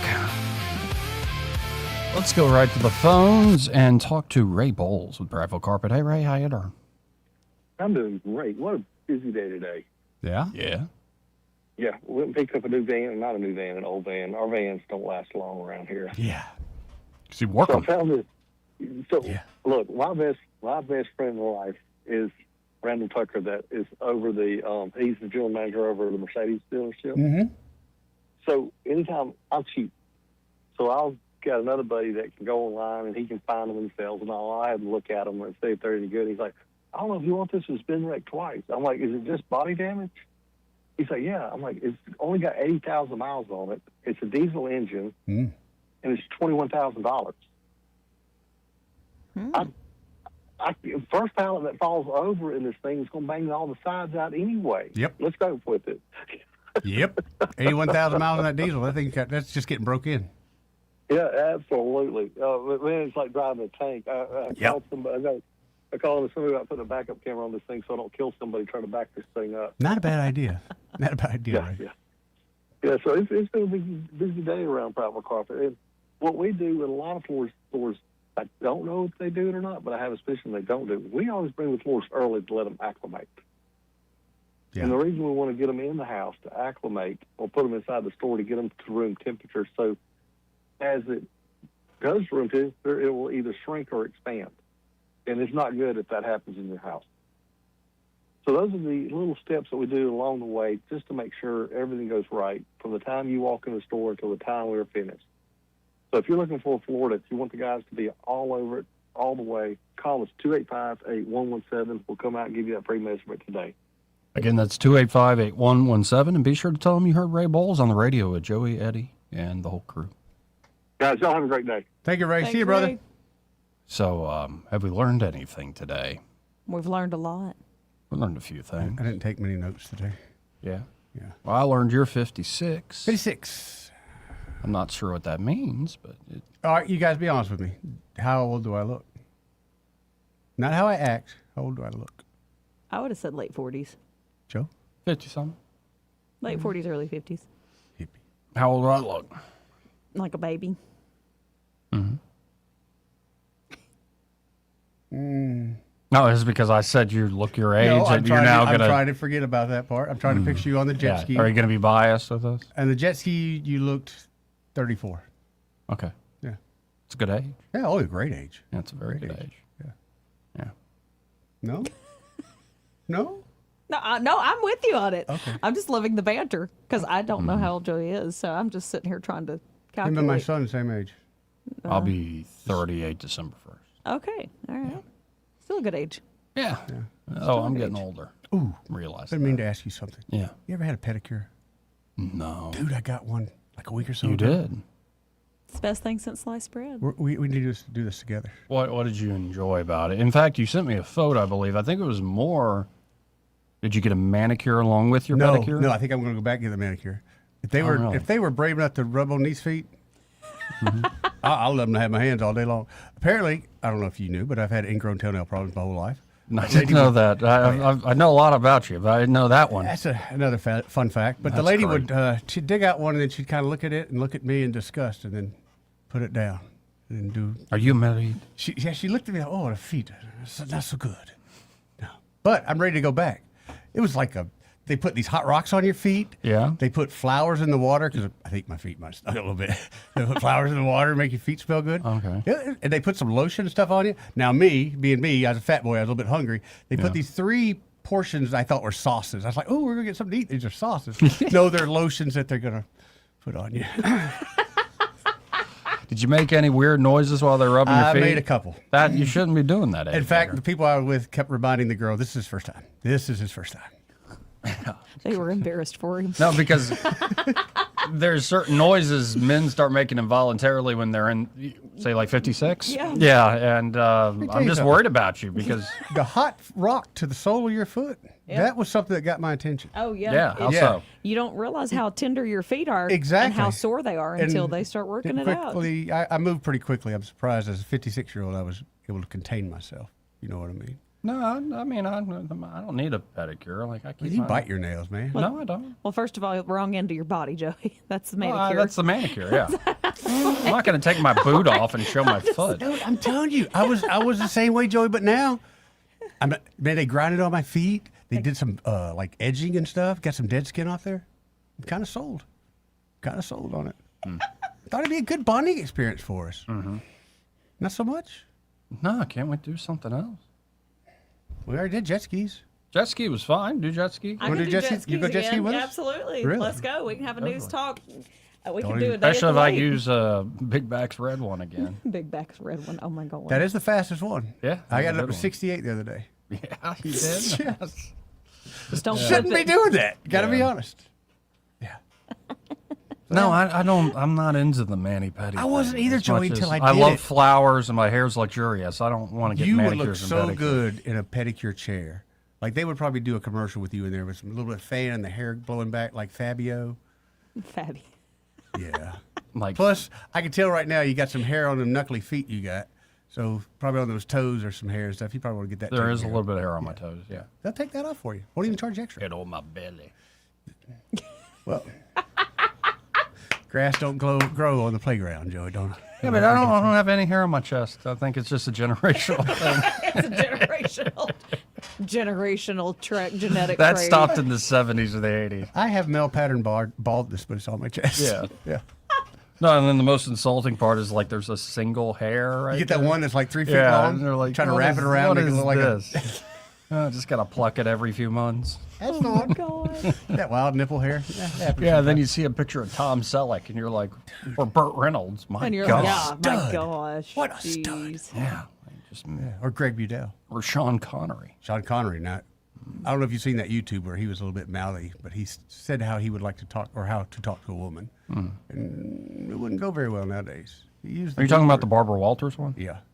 Oh no, he wasn't how to talk to a woman. He said sometimes when it gets, the woman always wants the last word. Yay. And so I don't want to raise my hand to a woman, but I will. And Barbara Walters is like, what are you saying? And this is like Sean Connery at the height of his powers, Yeah. too, like probably 40 something, Yeah. like just in, and she's like, well, you're going to get a lot of mail for this. And he goes, yeah, female. And I don't know.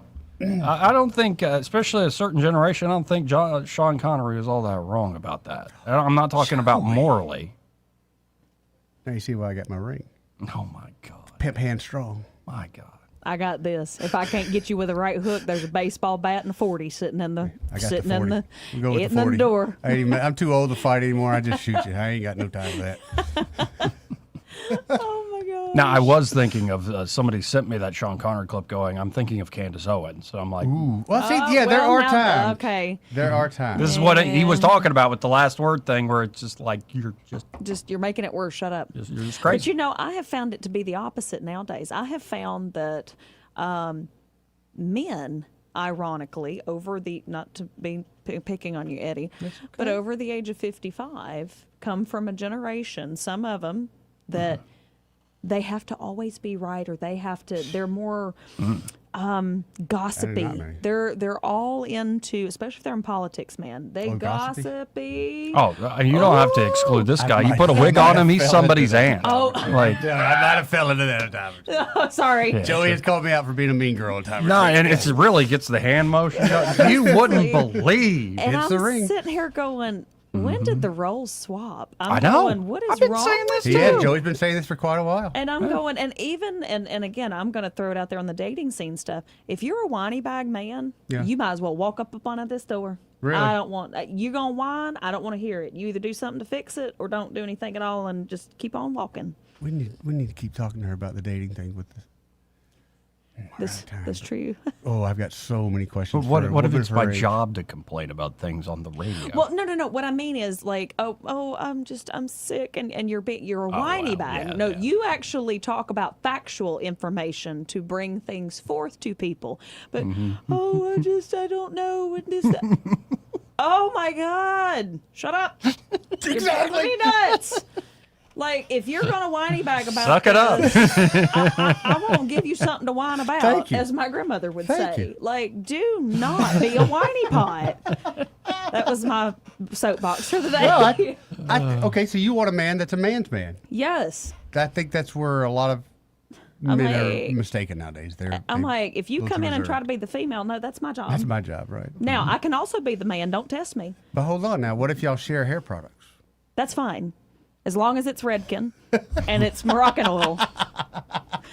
I use some Moroccan. Okay, all right. So there we go. Especially in the summer, it's too See, humid. It's It too gets humid, too and frizzy, it's got yeah. the nice.